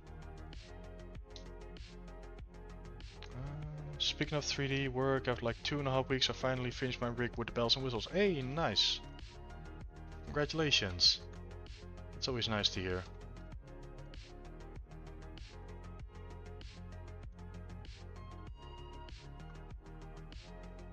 Yeah, I'm impressed by the speed that you do rigging. Uh, I am not good at it yet at all, not on a like proficient level. So to see you racing through it, it also kind of hypes me up. Where, in the sense of, oh, I want to get to that step as well. Okay, so that exists there now. So lower legs, those look nice. Looking at the pants, still the weakest element, but it's getting there. Following your course pretty closely, so I can't take all the credit. You did it, and you got it all to work, which is still very much impressive.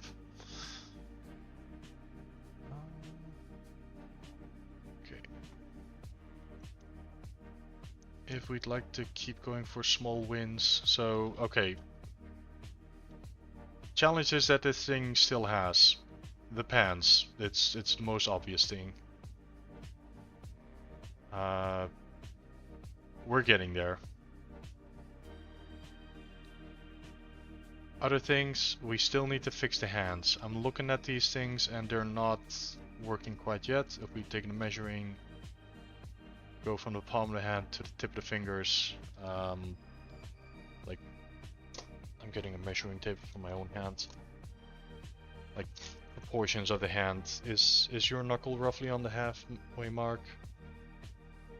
Guess it is. So, but I still need to actually make those better. These chains still need to happen. And again, there is a way to make those type of chains in ZBrush, where they follow a curve, but I have not yet actually set that up.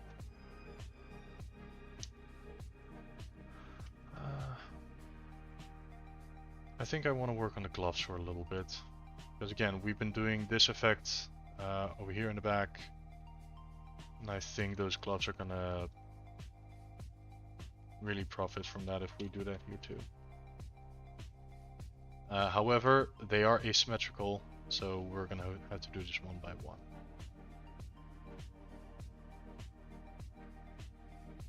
These things.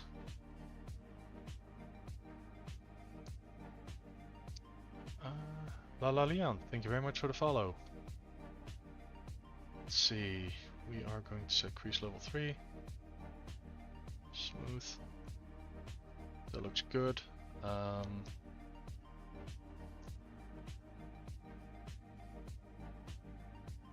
Looking at the volume of it, I'm okay with it. We are gonna put some belt buckles here because that's like we're missing a little physical logic here.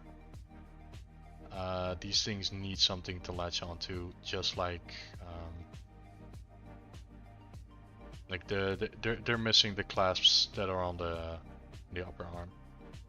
Because these buckles here at the front, they are purely cosmetic. They don't do anything. Okay. But for now, we are going to manually 1, 2, 4.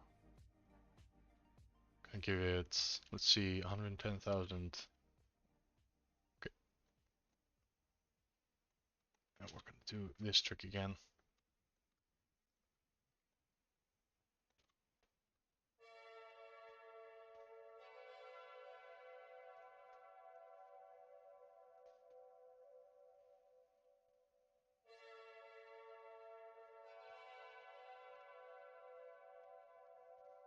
Okay, and again, inflate.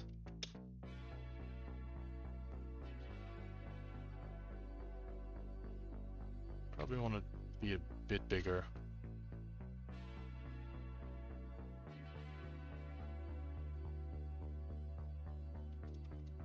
Nope, wrong button. I hope that didn't catch on stream.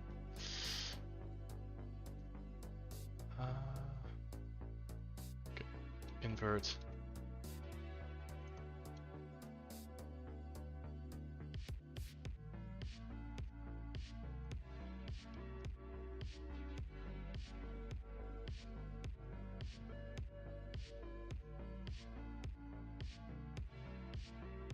I don't like how much room there is here, but maybe we can tighten that up. Just a little. So it really feels more pressed rather than like there's a cylindrical object just floating around the arm.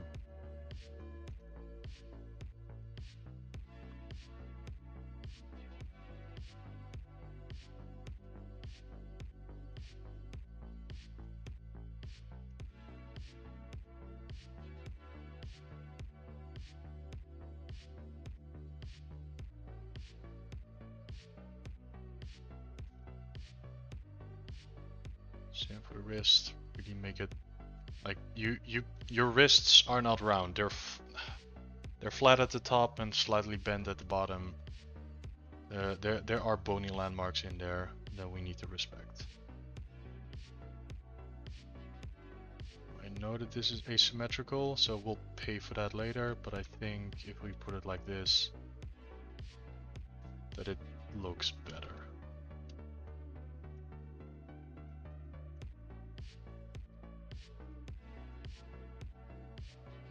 Okay. And then there's also like a seam line that is, I would have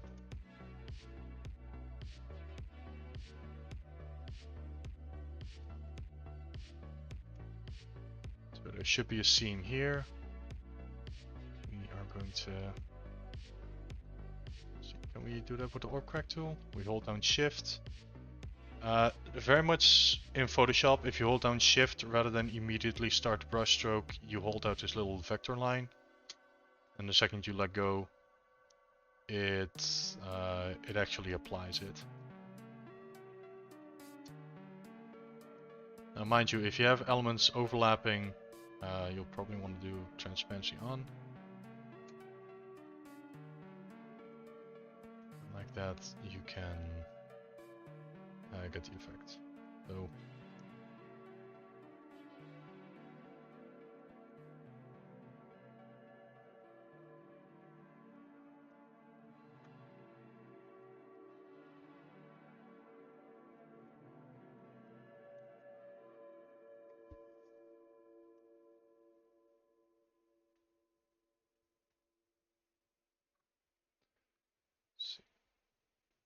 I want this to be on the same length so that when we do this, okay, that's too much.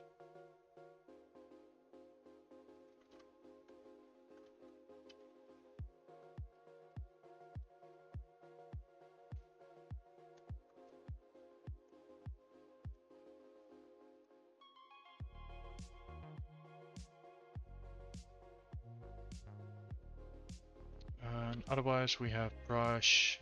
Another brush that we can have is the slash brush.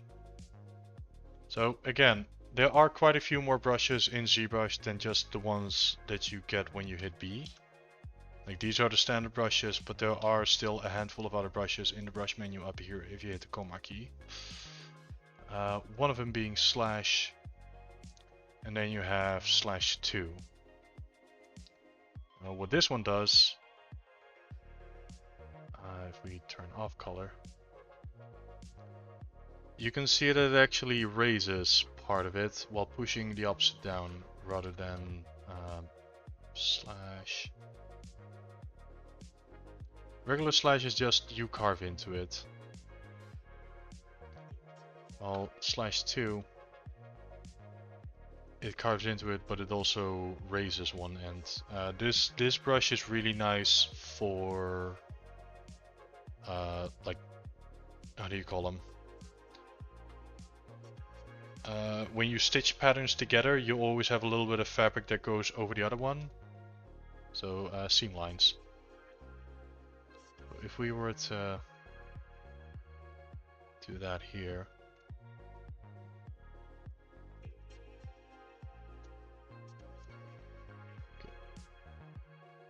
this one doesn't give me the... Do I have to... This one's not giving me the line.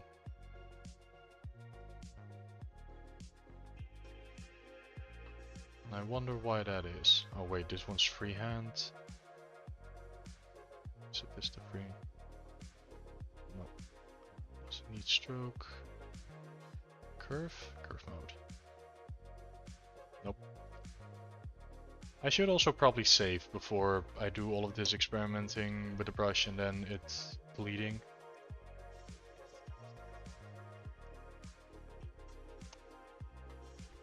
Okay, so saving that, and I want to know why I'm not getting this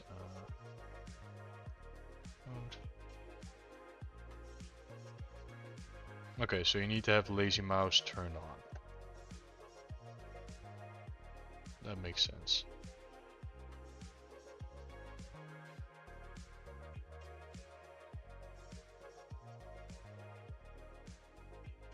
If you do it like this, you'll get like a nice little seam line.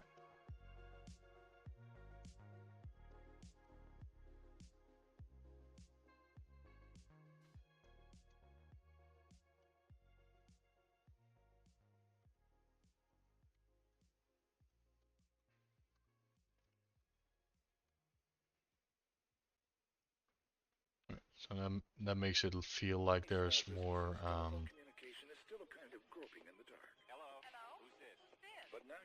fabric underneath it. And we'll do a small nudge here.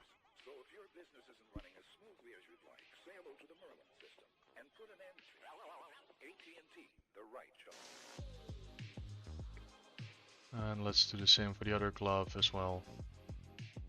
Now that we have the workflow in there.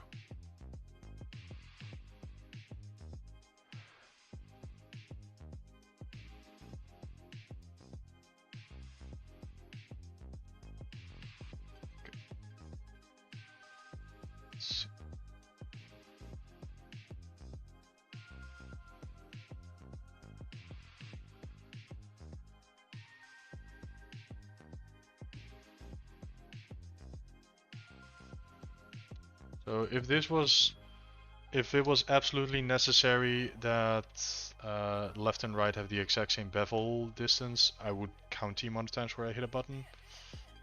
Though for this one, I think I'm just gonna eyeball it.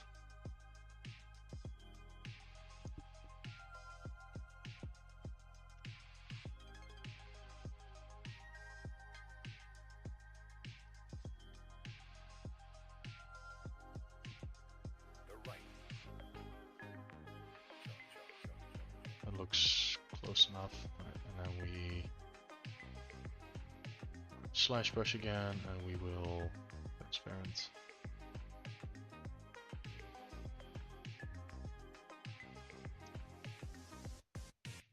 Like this, small smooth over it, invert the mask, make sure that this has overhang.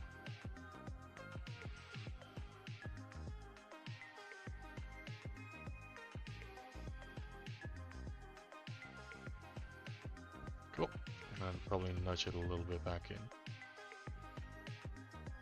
so it matches underneath the belts.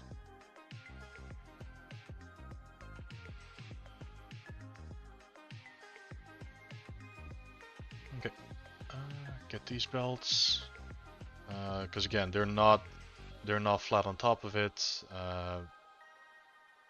Let's spend some time to actually have these fit on the model properly.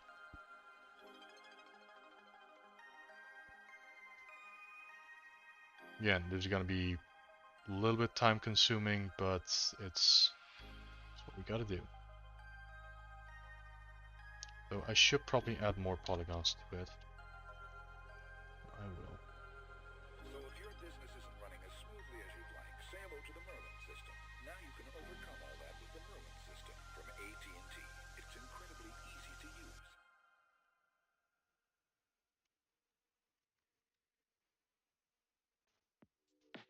Slight polish, just so it like uniformly shrinks around it. And we can pull it back out.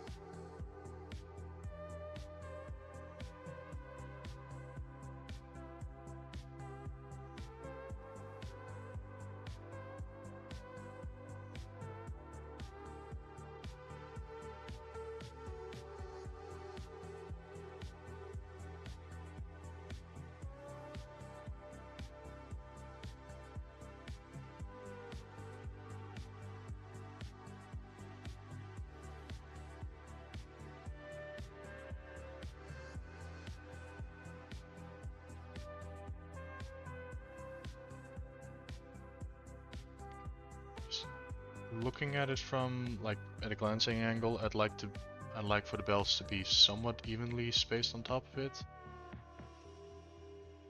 Doesn't need to be perfect, but every little bit helps. Like again, in general, you don't want floating objects on your model. Like everything needs to be connected, everything has a weight, even in stylized art. The second you manage to figure that one out and start adding it to your artwork, everything's gonna start lining up a whole bunch more.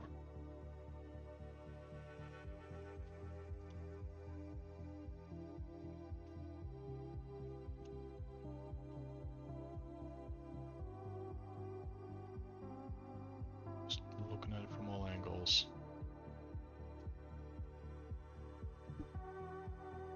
Kind of using the polygons.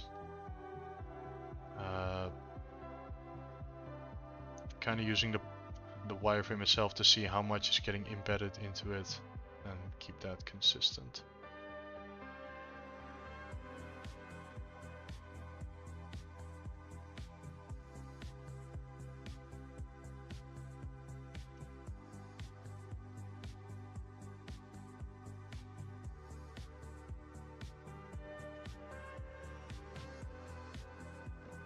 Looks like over here we might need another polygon.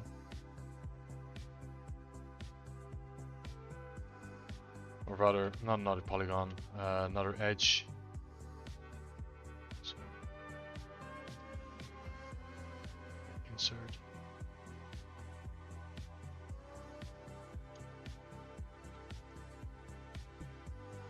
Nope, not you. But this sometimes happens where if you want to move something, you can just move your mouse on it. But if you hold down Alt, it kind of respects the orientation that the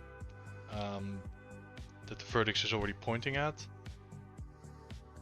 So even from a glancing angle, you can move the vertex up or down, as opposed to try to have it move like this, but then you can see it's not really moving in its own vector. Whereas if you hold down Alt, it will go out perfectly into that direction. However, holding down Alt is also the quick way of selecting an object that's underneath it. So sometimes trying to do the Alt trick to move something will have you select the object underneath it, and it can be maddening. But at some point you get good at selecting the right items.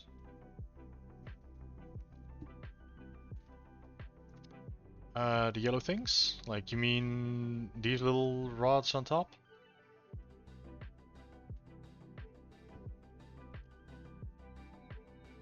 Yeah. Okay. So these are. How do I explain this quickly? Oh, so we're in an ad break.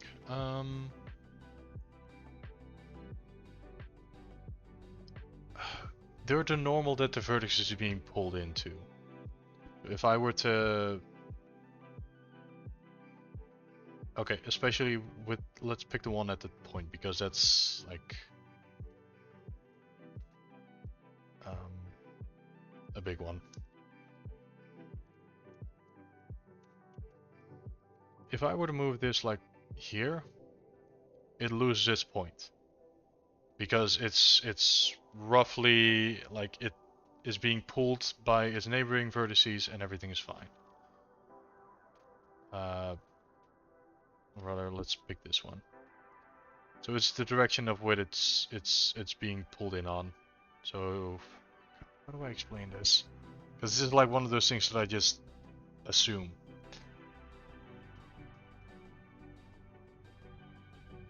Let's call it the direction that the vertex is being pulled in on. So if I move this one and it's going straight up, it's nice and relaxed.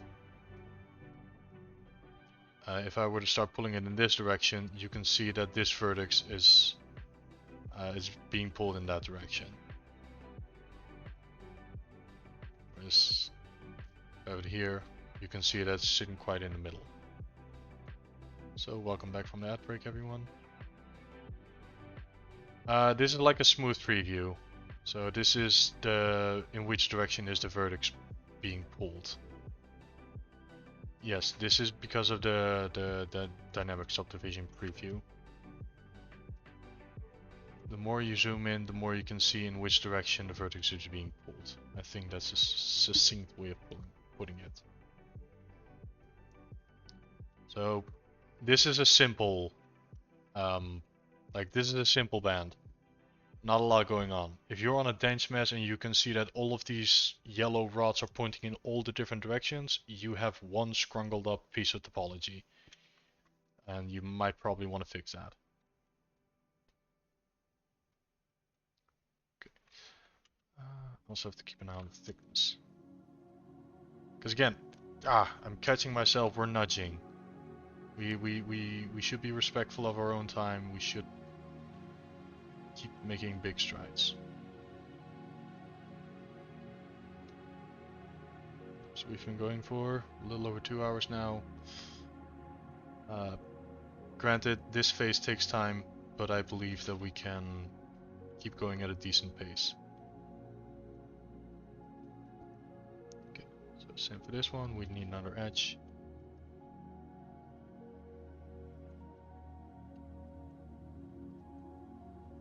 And we'll also move one over here.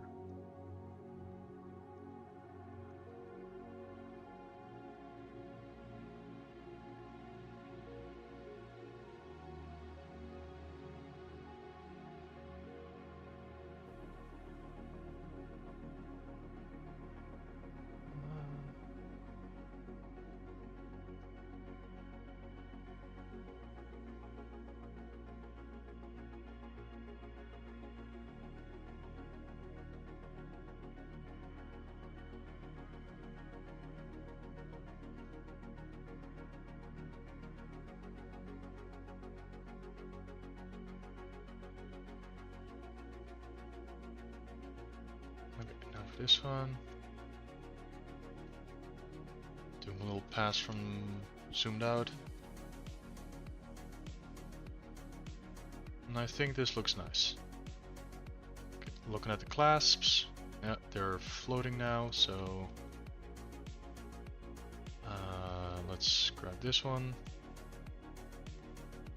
Invert selected.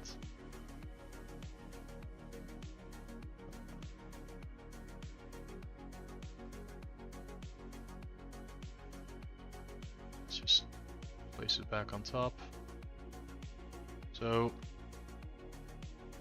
I'm not quite sure if I want to keep these things as their own little geometry chunk or if I'm just going to bake them into the normal at a later stage. Because they're such a small little element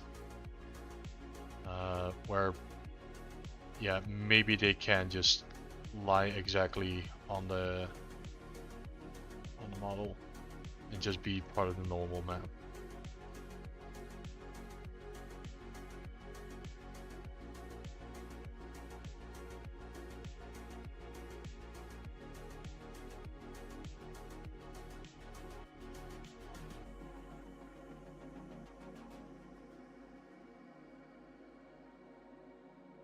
So that's something that we'll figure out when we get there. Again, they're easy to move, they're flat, if they can fit in the normal map and they don't scrungle up or lose their sharpness due to pixel density of the normal map, I think we're gonna be good. Okay. Let's see, then we have... Don't want to lose the point, so we're gonna move this one out by quite a bit.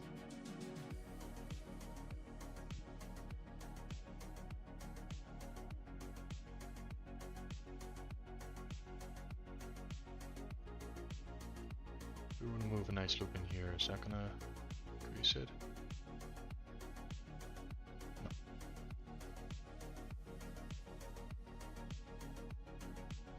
Hey Yonut, welcome on in. Happy to see you again.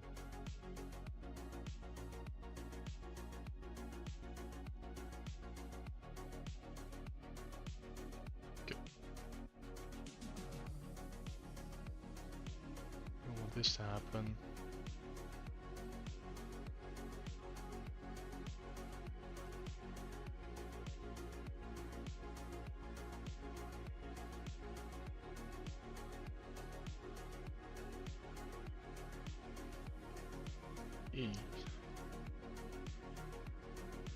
Oh, thank you.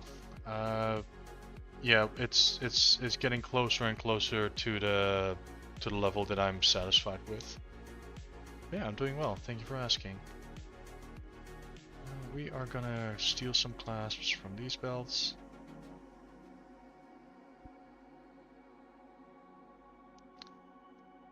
Let's see. Yeah, upper arm buckles. Duplicate, rename.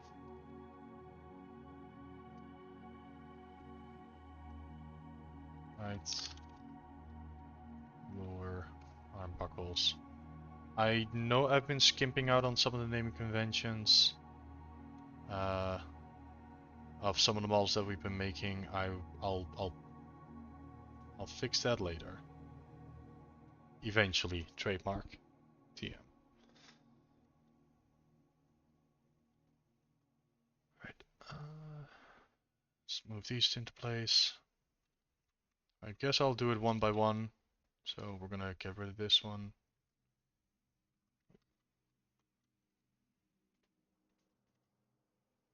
Delete hidden. Now with this.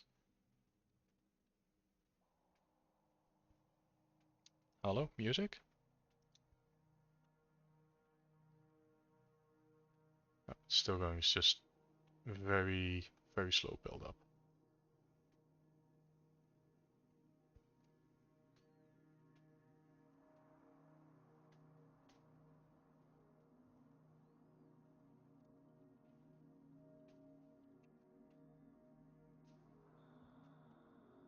Okay, so again, technically this is not on excuse me. Technically this is not on the concept.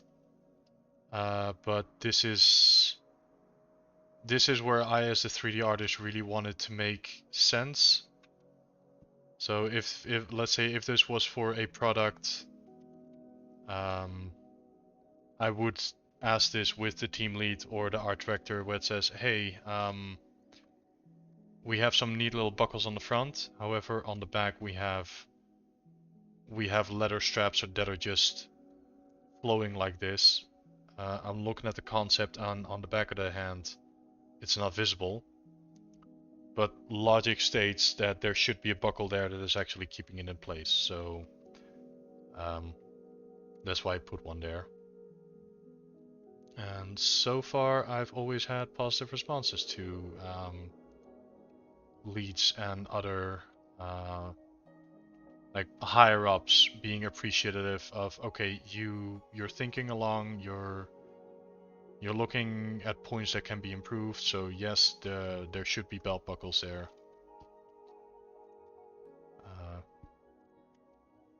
That in general, they're appreciative of it.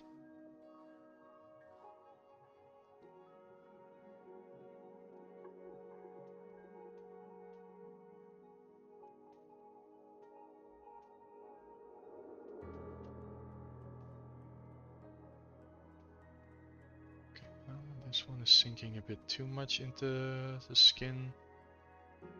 So let's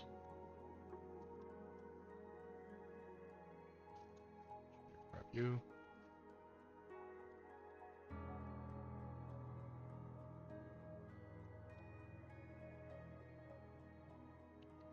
So to get this alignment back, rather than just pointing on a pixel, it'll try to put the gizmo on the normal of that pixel. If you hold down Alt and you select one pixel and you go to any of the neighboring ones, it will try its best to match it to the orientation. So I know that this buckle, this pin is straight. So if I draw it down the line, I know that, okay, this gizmo is now aligned and I can just rotate it like this.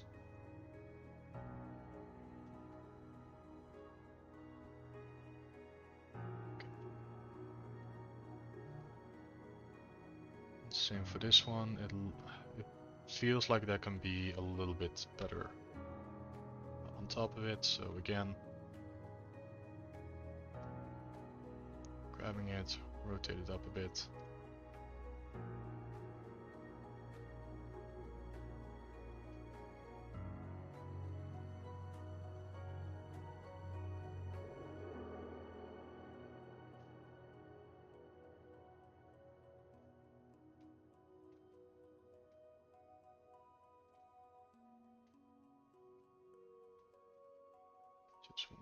this doesn't clip through each other.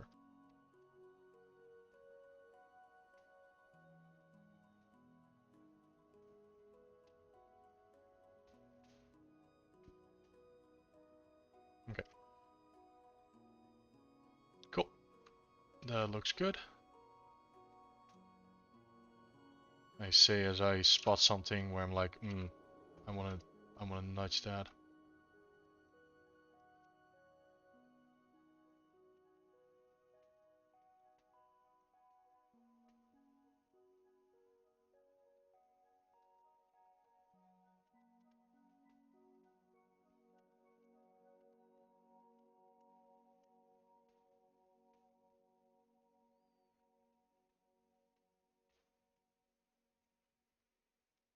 So again, I'm looking at the curvature and I like how clean this one is, but this one is getting a bit wobbly, so we nudge the vertices just so we get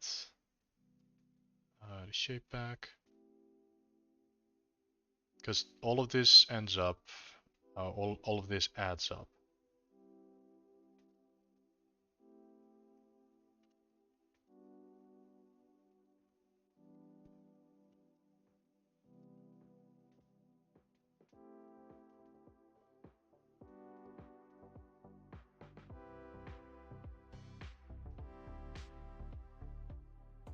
Okay. So let's call this one good. We're gonna remove the smooth subdivision. We're gonna check it in unsubdivided, and we can see that there's like some shenanigans going on here. Let me fix that real quick.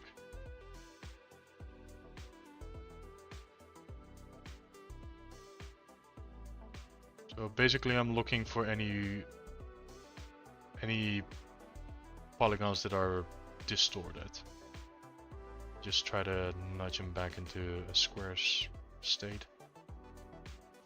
Just because I know that when we're going to subdivide, that is going to lead to cleaner results, and that's what we want.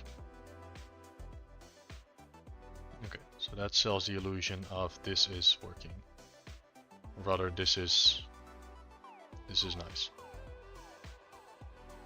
Okay, so this is where we commit.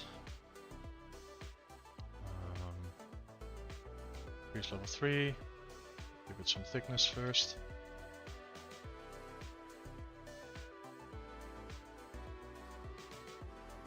So roughly this wide. Maybe a bit wider because we're going to lose some volume as we're going to subdivide. Give an insert. Oh, not an extrude. I said insert. Put one on the center line. Rather in the middle.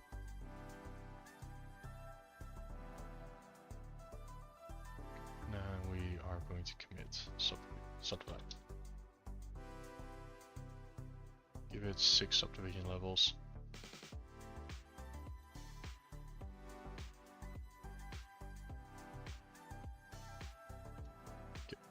Give it a few, or rather, give it a polish, just so we have like a little bit of edge. And now we're gonna do the same trick that we've been applying at all of the others, the other bandages. Mask it out, rather.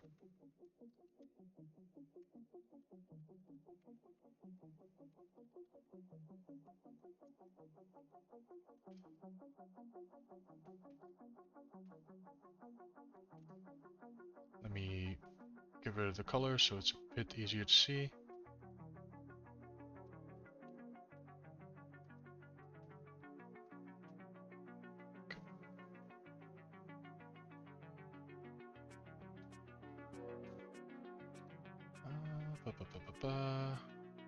Burn mask a little bit, sharpen it, put some more, sharpen.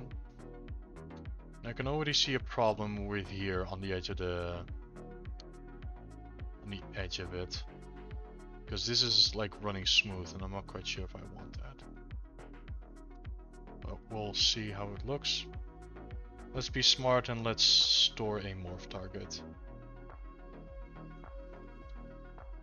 Now we're gonna inflate by 1. Ah, it happened again. We have inverted normals. Flip. Fell for it again.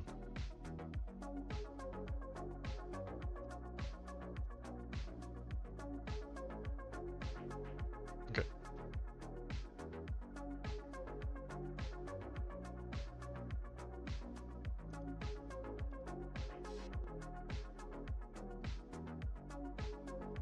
So that's a nice little bevel. Or... does anyone know the actual word for it? Is it embossed? I'm not sure. Wait.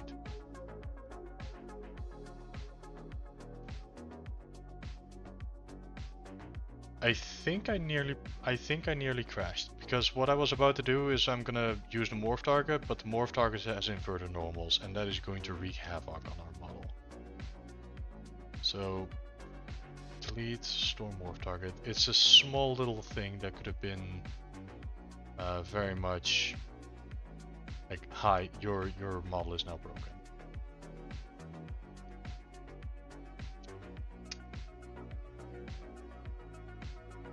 Okay. So we're gonna...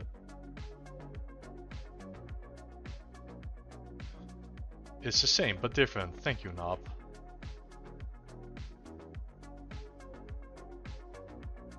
Yeah, that it has like a little extra raised edge. Okay, so we'll use...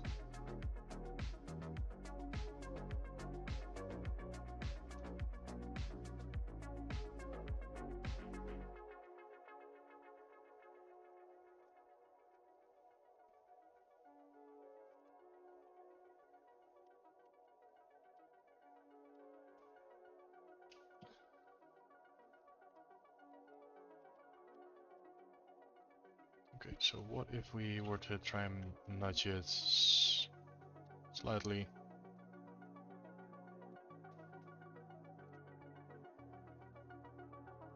So that it has that sharper point again.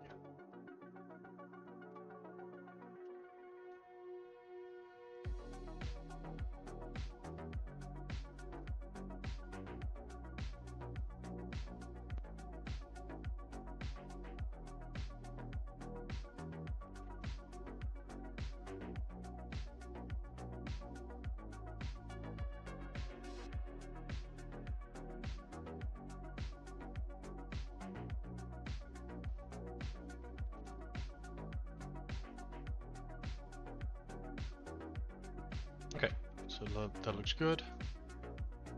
Do a little polish over it, and we turn on the color again. Right. So again, how it's no longer just a flat piece. It has a little bevel on it. It looks more detailed now, and all it took was just some simple masking and using an inflate deformation. So again, for people that are using ZBrush themselves, the deformation tab is great if you want to do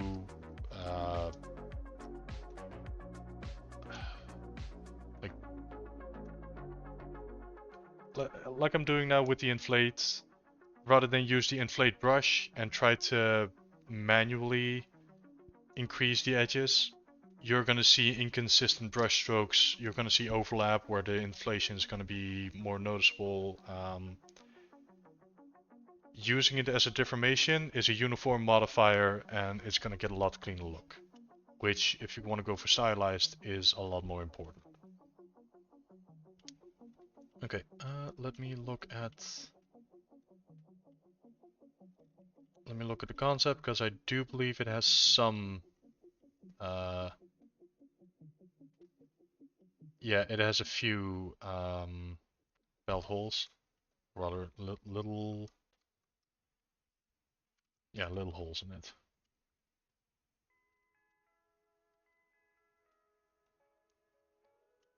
I can either do that in here, or I can do it in the texturing stage. For the purpose of this, I'll do it in here. So let's see. could do it on a layer because again, I'm in the air on do I want to do it in ZBrush or do I want to do it later on in Substance. So we'll do it on a layer, which can break a lot of things because ZBrush layering is volatile. But effectively what it is, it's like Photoshop layers or any other layering system that you know from other systems. You create a layer and everything, all of the functions that you're going to do while recording is turned on, is going to be only on that layer. So if I make a layer, I name it to, I'll call it belt holes, and I use standard brush, or rather C orb, and I will add some holes to it.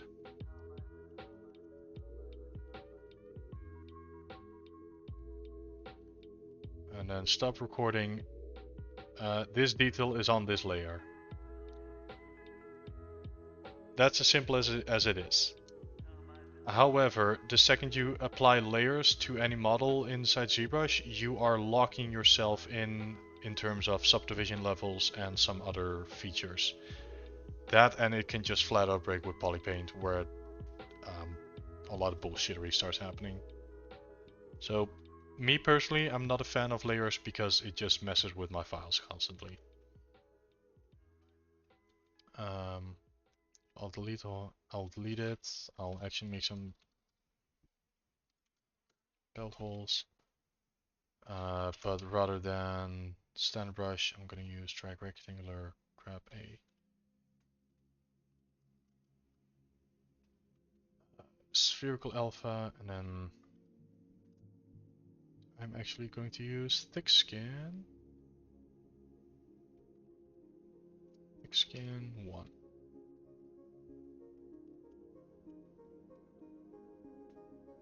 Yeah, so this is the reason why I don't like doing it in ZBrush, is because you can already see tessellation.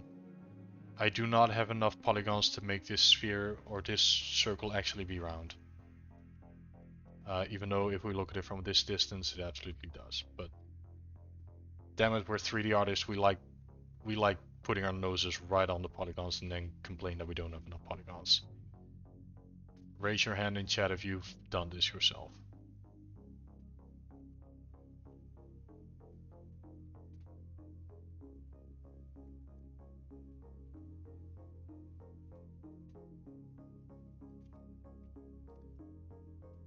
Can I just...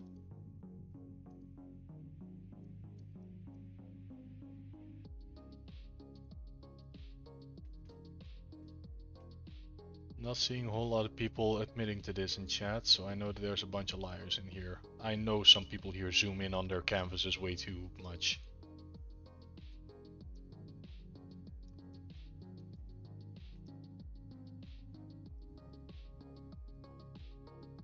Done. You were shaking creamer. Alright. Will you zoom in on your model and then complain like, oh, I don't have enough pixels. Like, if people are gonna look at it from this distance, that's fine.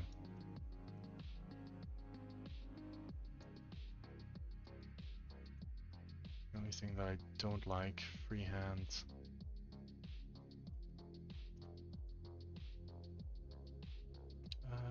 Lazy step. Okay, there we go. So by increasing our, so with lazy mouse, you can tell it into like how many steps it needs to repeat the pattern, just so that they're more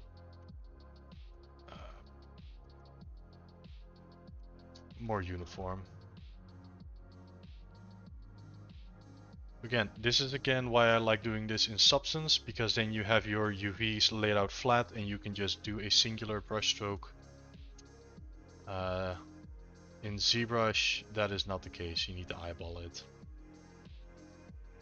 Also, it looks like this needs to be a lot more of a... what do you call it? What the hell? We're doing it live, literally.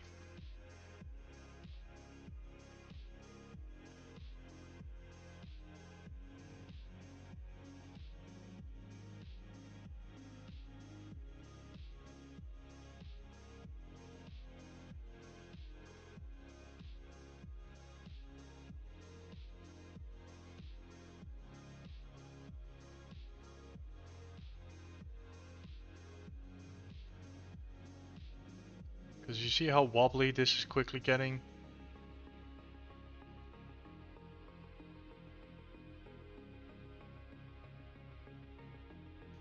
So I think these are going to be placeholders. Then once we actually get to Substance Painter, we will do them on a flat. We'll do them on a flat 2D image, and it's gonna work so much better.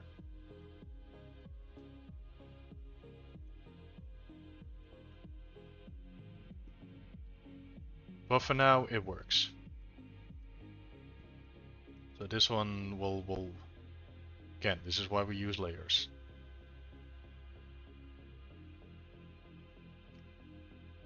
But for now, it works. So that's one glove finished. Now we got to do the other one. So we're just gonna repeat the entire system all over again. Okay. So again, luckily these are fake because we have a massive skull sitting on top. So we can just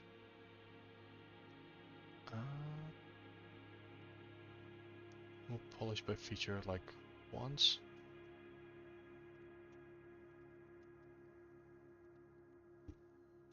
Why not copy? Because I think these are asymmetrical. Because on one hand we have 3, on the other hand we have 2. I could try it, though I'm fairly certain it's not going to line up. That and this thing has subdivision levels, so if we do copy, we say mirror, it immediately begins to it immediately balks at, hey, this can't happen because it already has subdivision levels. So we delete our subdivision levels, we mirror.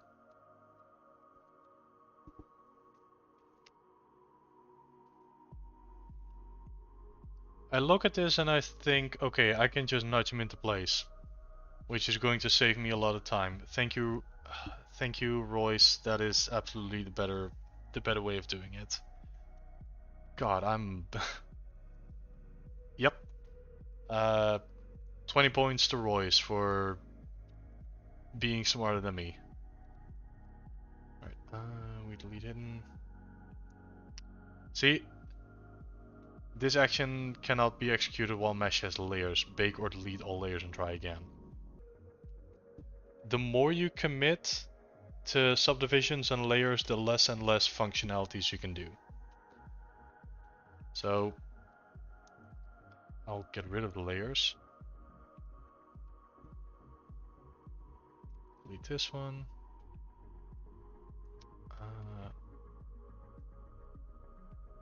We'll nudge him into place. Wait, why does it still have to... I told you to get rid of the layers. Delete layer.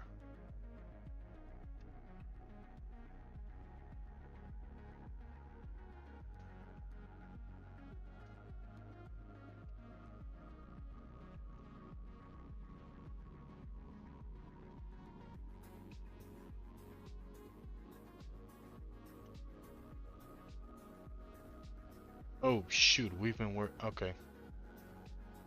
We were not working on a duplicate.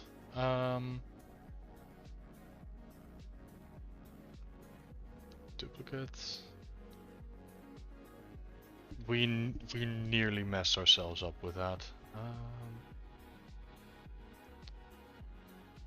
Get rid of the layers.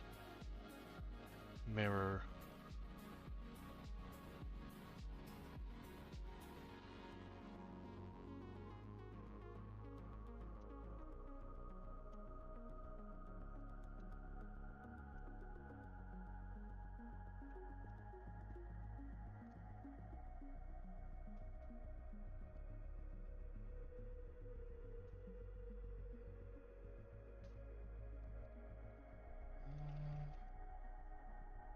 We're gonna reconstruct our subdivision levels. So we have 6 levels again. And now with a large brush, we should try to tweak as little as possible. Um,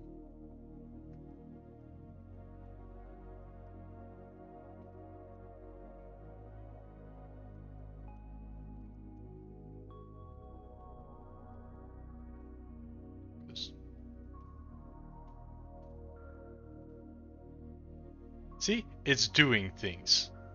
Something happened in the background where if I move this thing now, it swaps to the other side and it just completely mangles itself.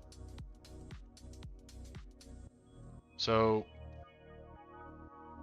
I don't know why that is, probably because we had layers at some point. Let me delete the morph target. No, it just completely garbles. What could this be? What could this be? What could this be?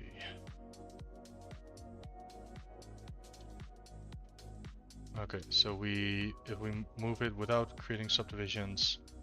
No, this is not negative 20 points to you. This is negative 20 points to ZBrush for just. It's. Okay, now it's not doing it anymore. So it just somewhere in the back of its head, it had a little bit of information stored somewhere, and that was already enough to. The second your polygons begin to look like spikes, save your file. Something is going to crash. So I'm going to follow my own advice and save. Okay. Okay, cool. Transform, get out of here. Stroke, get out of here. Alright. So we'll just very gently with the move brush nudge him back into place.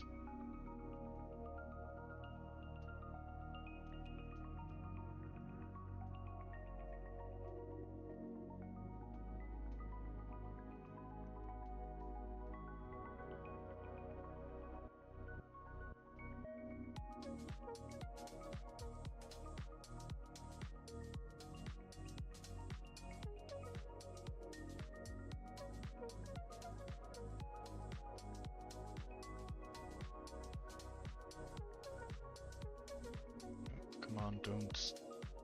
Alright, so lower will.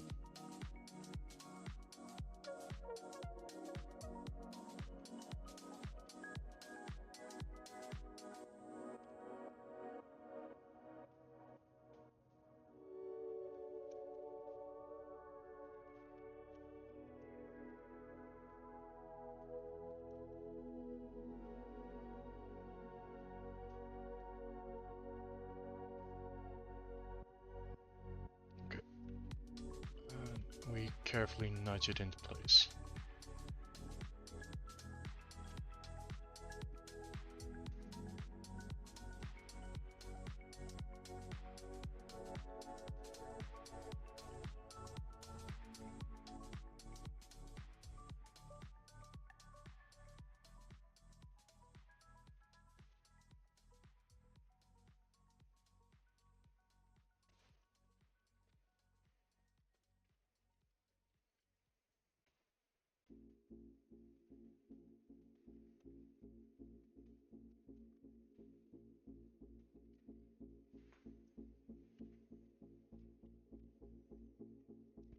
Looking at it, because they might have gotten a bit too thick.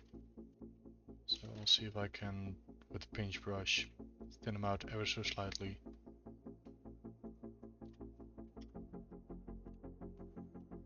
And then move topology again to just keep nudging.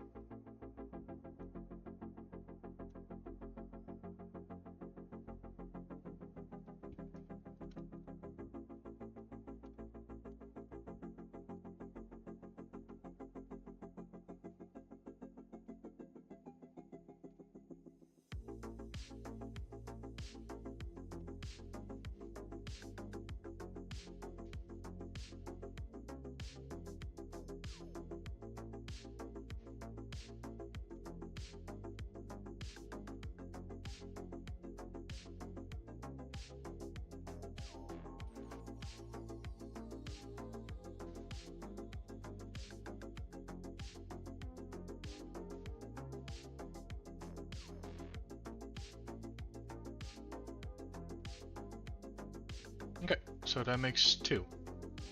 Again, thank you Royce for calling out that yeah, we can absolutely duplicate them. That is saving us a whole bunch of times. Work smarter, not harder. So, thank you. Hang on. I believe I can do a little thingy. Where is it?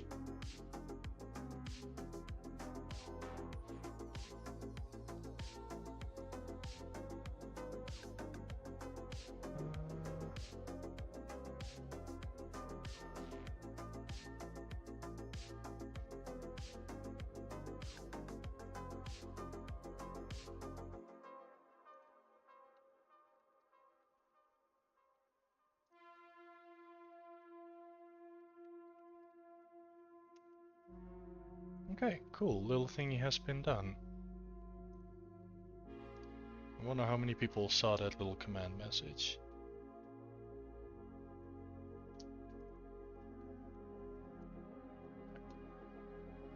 So how are we doing for time? 2 hours 40 minutes. Okay, so we keep going.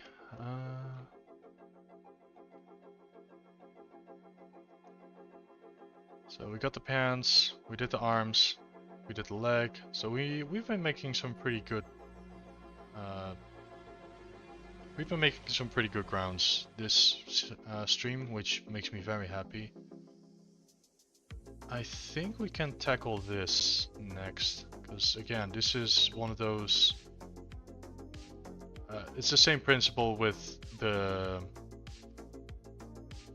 bands of giving them a beveled edge.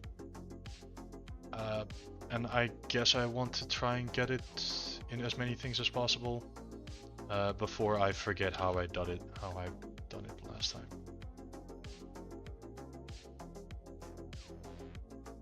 Okay. Now, I do believe that most of this was symmetrical.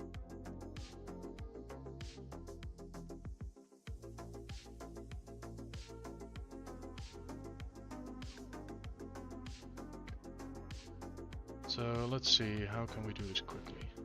First up, I want to give it more polygons up and down. Just so that they're evenly spaced out.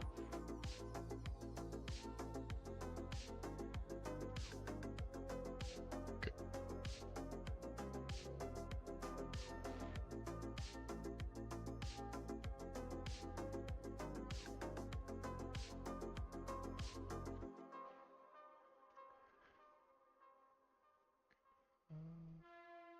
This looks good. Oh, wait, I did not give it thickness, so this does not look good. This is cloth, this needs thickness.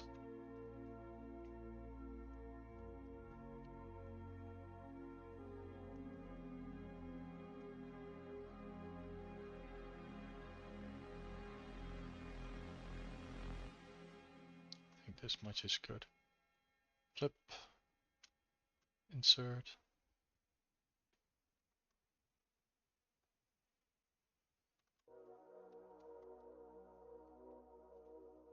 And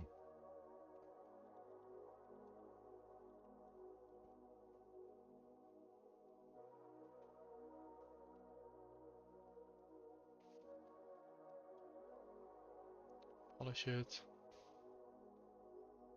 So I'm just trying to use the same functions in the same order as the other previous elements, and that's how you get a more consistent look.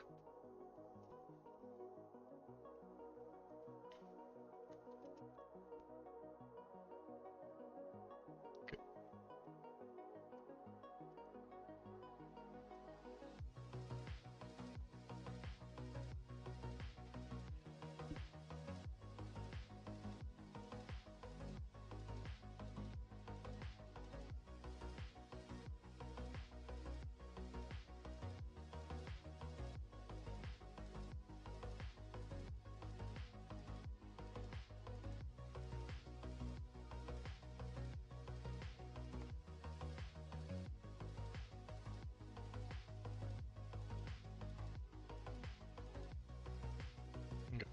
That looks neat, that looks clean. I like that. We do need to make sure that so this is a piece of cloth that's wrapped around this little triangular, rather this, what do you call it? This triangular object. So this needs to scream tension. It's being folded around. We need to make sure that that is in here. So the second it hooks in here, this kind of needs to vanish immediately. So we're going to line up this edge with it. Probably one of the few more polygons in here than I currently have, but that's okay, we can work with this. As long as it like vanishes inwards.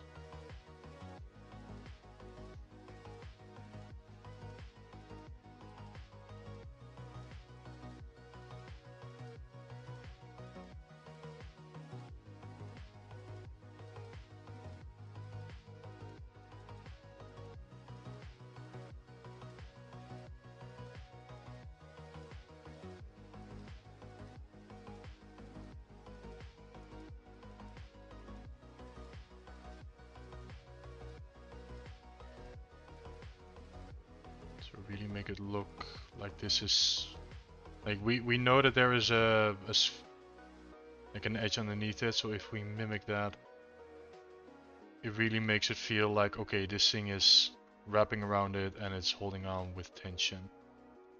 We might even be able to see with the orb brush, get a few tension streaks in there.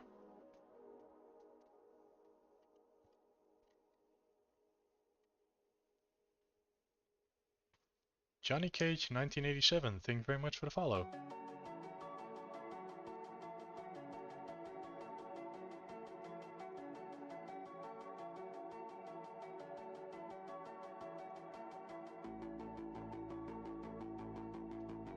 Yeah, welcome to the channel. Hope you'll enjoy your time around here.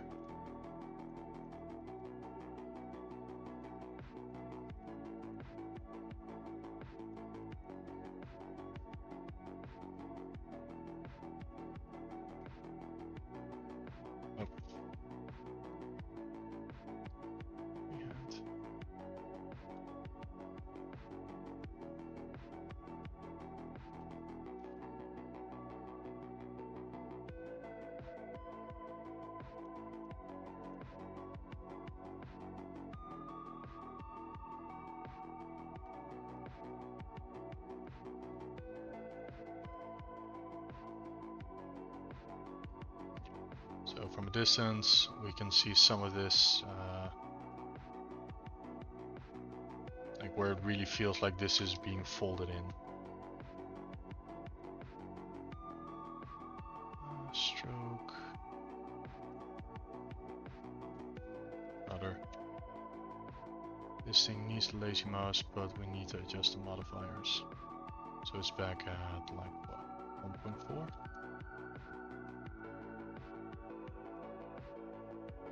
Because now we have like this stuttering step, and I don't want that. So let me see if I can find the original value again before. Yeah. Let's see if we can get some big strokes in here. This is bunching up a bit.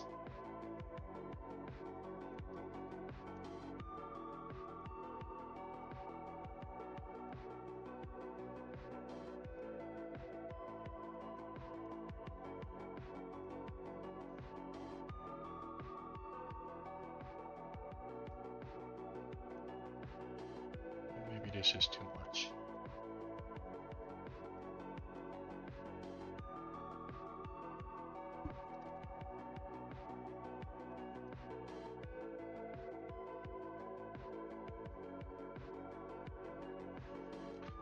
Probably want to use smooth direction for this one. So again, this is not one of the standard ones, but in here smooth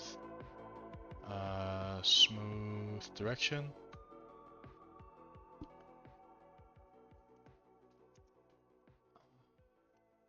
Hey Stray, welcome on in. With smooth direction is going to look more at the direction of where your It's what it says on the tin. Rather than try to obliterate everything by smoothing it in all directions at the same time, direction follows the way that you are dragging your brush in.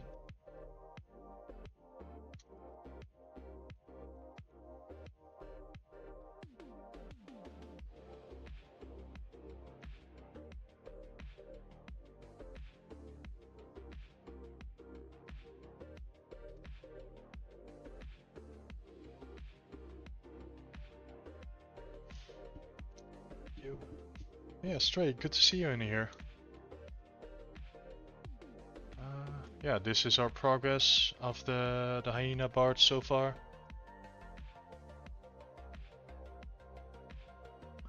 Oh, and then let me hide the chain placeholder for now. And make sure that this thing has the same treatment where it's supposed to hold on to this object here. So we need to make sure that these edges follow that.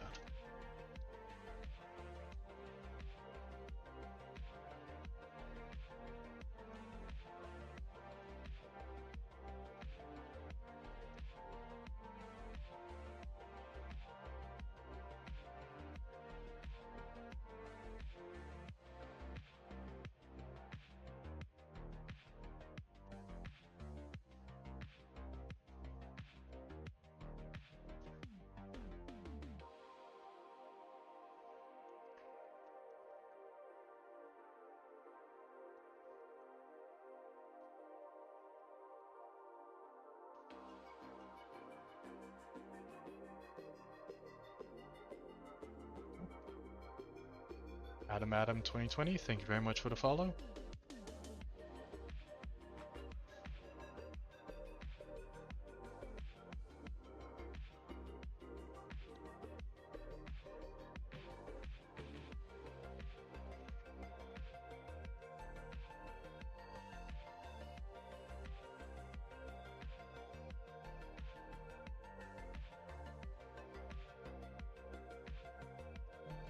Standard, no, not the immune standard, Orb. Again, using the same brushes is going to help mimic that look. I guess I'll use it a little bit to emboss the effects. Just gently. Not everywhere at the same time. Just some areas where I want it to be a little bit more pronounced.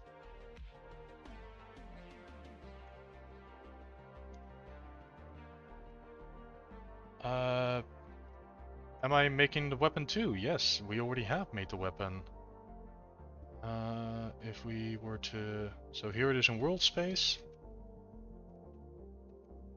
Then as a placeholder, we placed it down here as well so we can check the size. But yeah, absolutely. The prop, it's such a like awesome prop that the character would not be recognizable without it.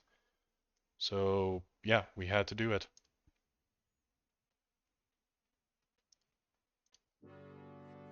And so far it's coming along nicely. For now we are focusing on the smaller elements such as little cloth pieces.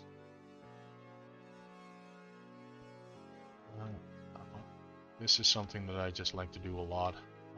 Give like a little Z pattern on the back. Or rather just some pressure falls.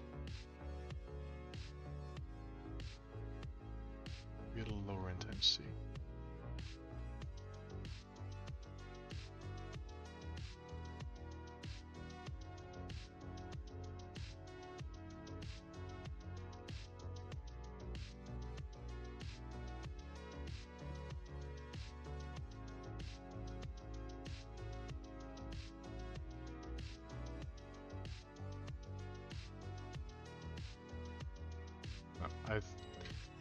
I think I'll save it for texturing stage, where I will use the height channel to get those like those little folds in.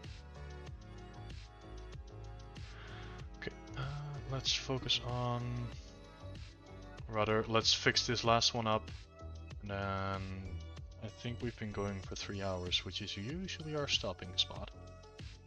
So let's focus on this one. Again, what's the function of it? It's holding its pants up, so this thing should have tension on the body. This should be flat. Again, always think about the construction or what its function is, and then go from there.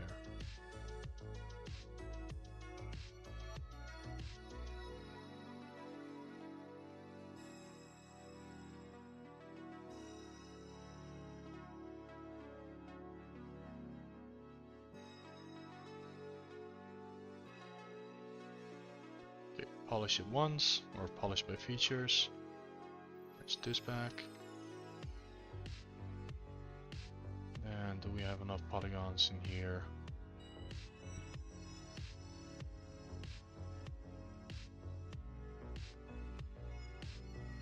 I'll give myself one extra edge here just so it has a little bit more hold on. Okay. Then in the back it just connects. It's fine.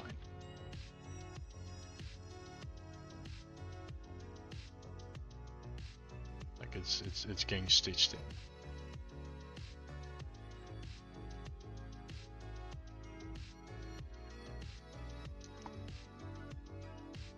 Okay, so again, same steps.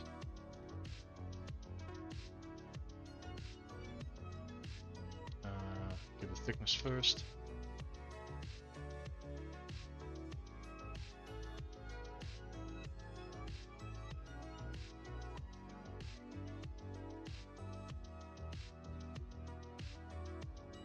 Flip.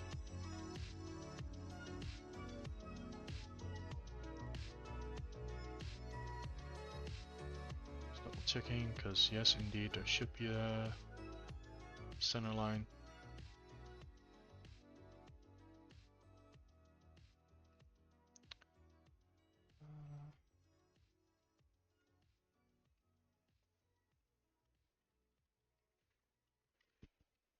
Then we commit 6 subdivision levels.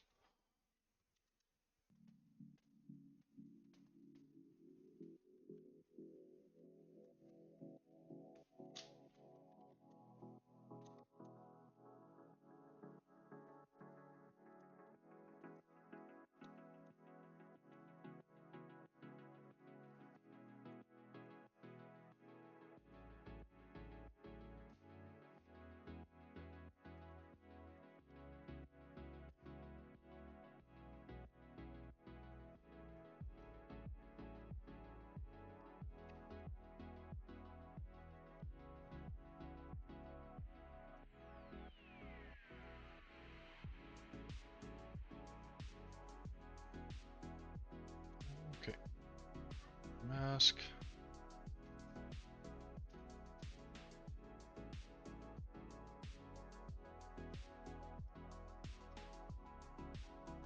Ah, we did it again, it's inverted. Ah.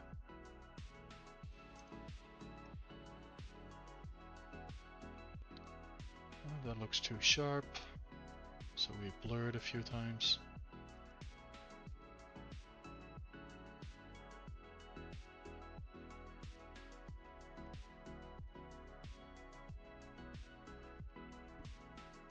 Oh, ads coming in 3 minutes. Everyone get up, stretch, get something to drink.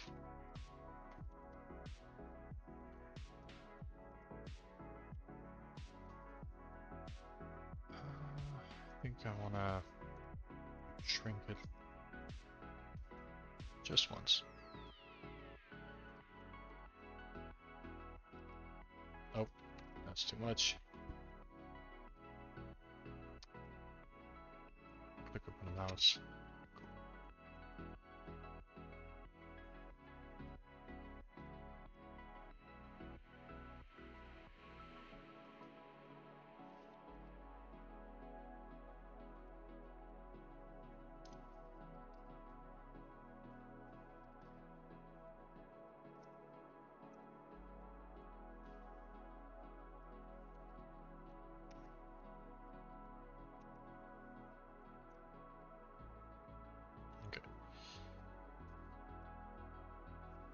once again, make sure that this looks like it's wrapping around.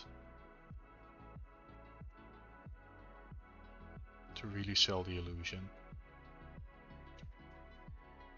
I think I hammered on that enough the stream, so that hopefully people will remember, like, okay, that is the important thing. Make sure that when things are in contact with each other, what is their relationship with each other? Are they sitting on top of each other? Are they is there pressure?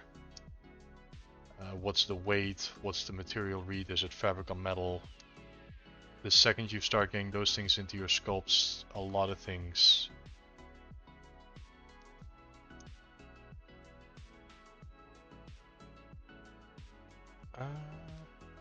did you try and use ZBrush as a 2D art tool?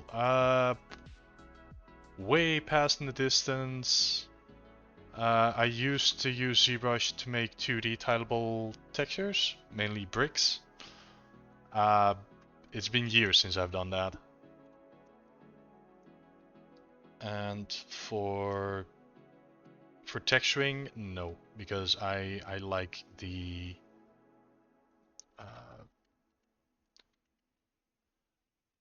in here you polypaint and you're stuck to it. It's very destructive. I prefer substance paint because in there on a fill layer you can put whatever color you want. And then if a coworker walks by and says, hey, that blue is way too sky blue, we want it to be more towards a gray blue, then you can adjust the fill layer rather than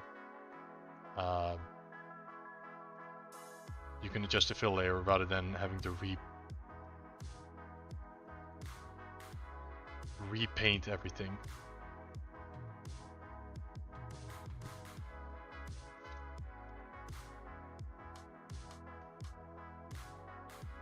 Also, Roche, you now have a tiny diamond next to your name.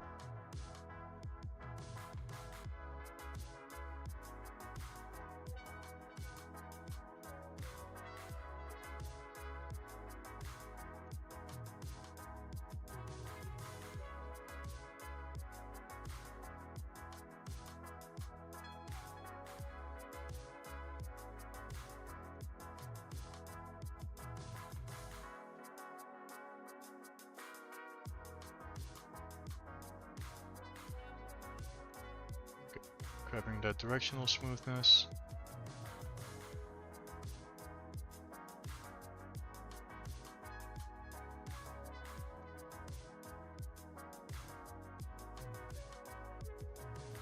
Enhancing this just by a smidge.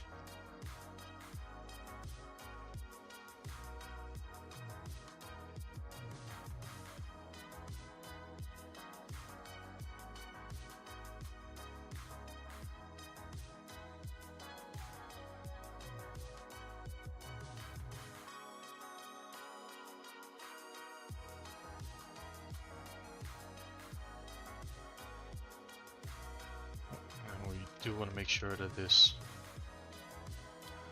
goes into the pants.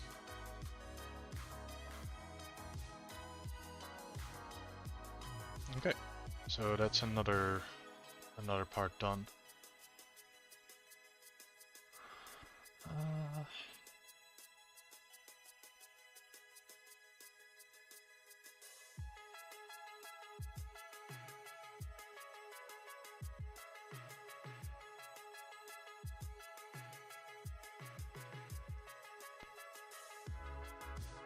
Let me double check one thing.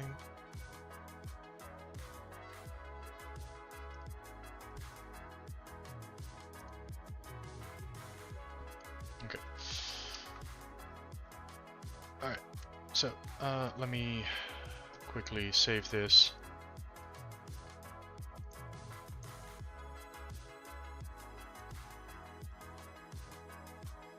I don't like how it's now starting to it's starting to wait a little bit until it loaded, or rather until it's saved, which is usually indicative of your file is getting a little bit big and adventurous. I'm willing to bet money that it is because we enabled layers on that one thing, so because I really do not want my ZBrush file to crash, I'm just gonna get rid of these layers. Because again, it causes so many issues that in my opinion, at least for this project, it's not worth to have layers. So again, I'll save it once more.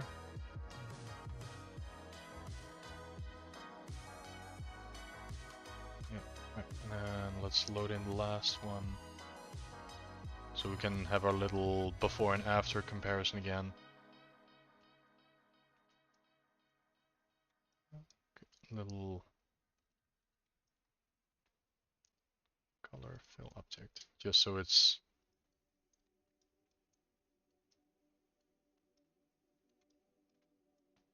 okay. So this is what we had, and this is where we are. So small changes. We adjusted the pants a little bit again. We cleaned up the right leg shin guard. We adjusted the belts on the arms, and we adjusted the belt on the hips. And with that, slowly, bit by bit, this thing is going up in quality, and with that I am happy and I'm feeling kind of proud, which is a nice feeling to have. Right.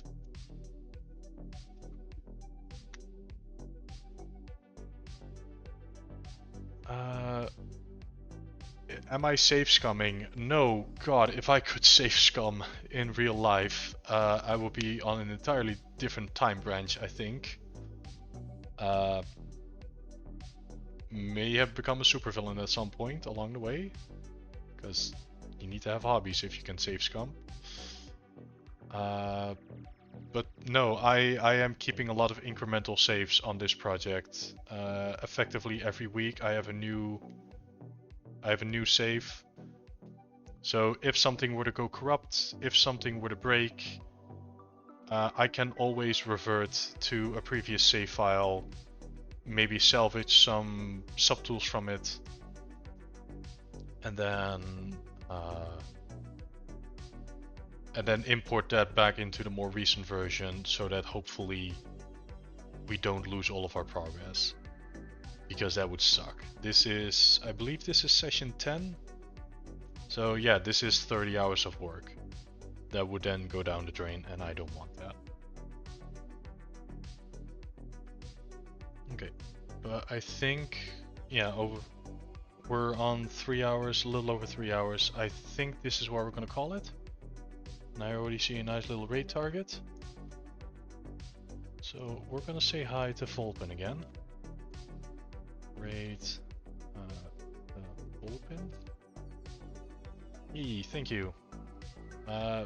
I'm proud of this, which is a really nice feeling. Okay, so let's see, /raid open. Alright. A raid has been created. Awesome. So for everyone who's been watching, whether talking or lurking, I very much appreciate all of you being here. Thank you so much for watching. If you'd like to see more of me outside of streams, you can always check my Blue Sky, which is over here. And yeah, I guess I can say this, now watch the universe prove me wrong. I'll stream on Wednesday afternoons, European Standard Time, for 3 hours a day. And this is where we all hang out and have fun and watch this thing come to life. So yeah, I think this is the end of my stream. Do we have a raid message? I think we're gonna go with the classic cozy vibes.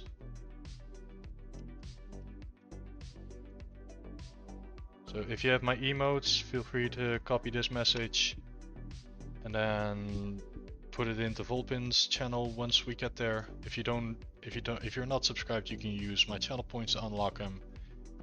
Then I wish everyone a nice remainder of their day. So, thank you very much for hanging out. We'll see you next time. Bye bye.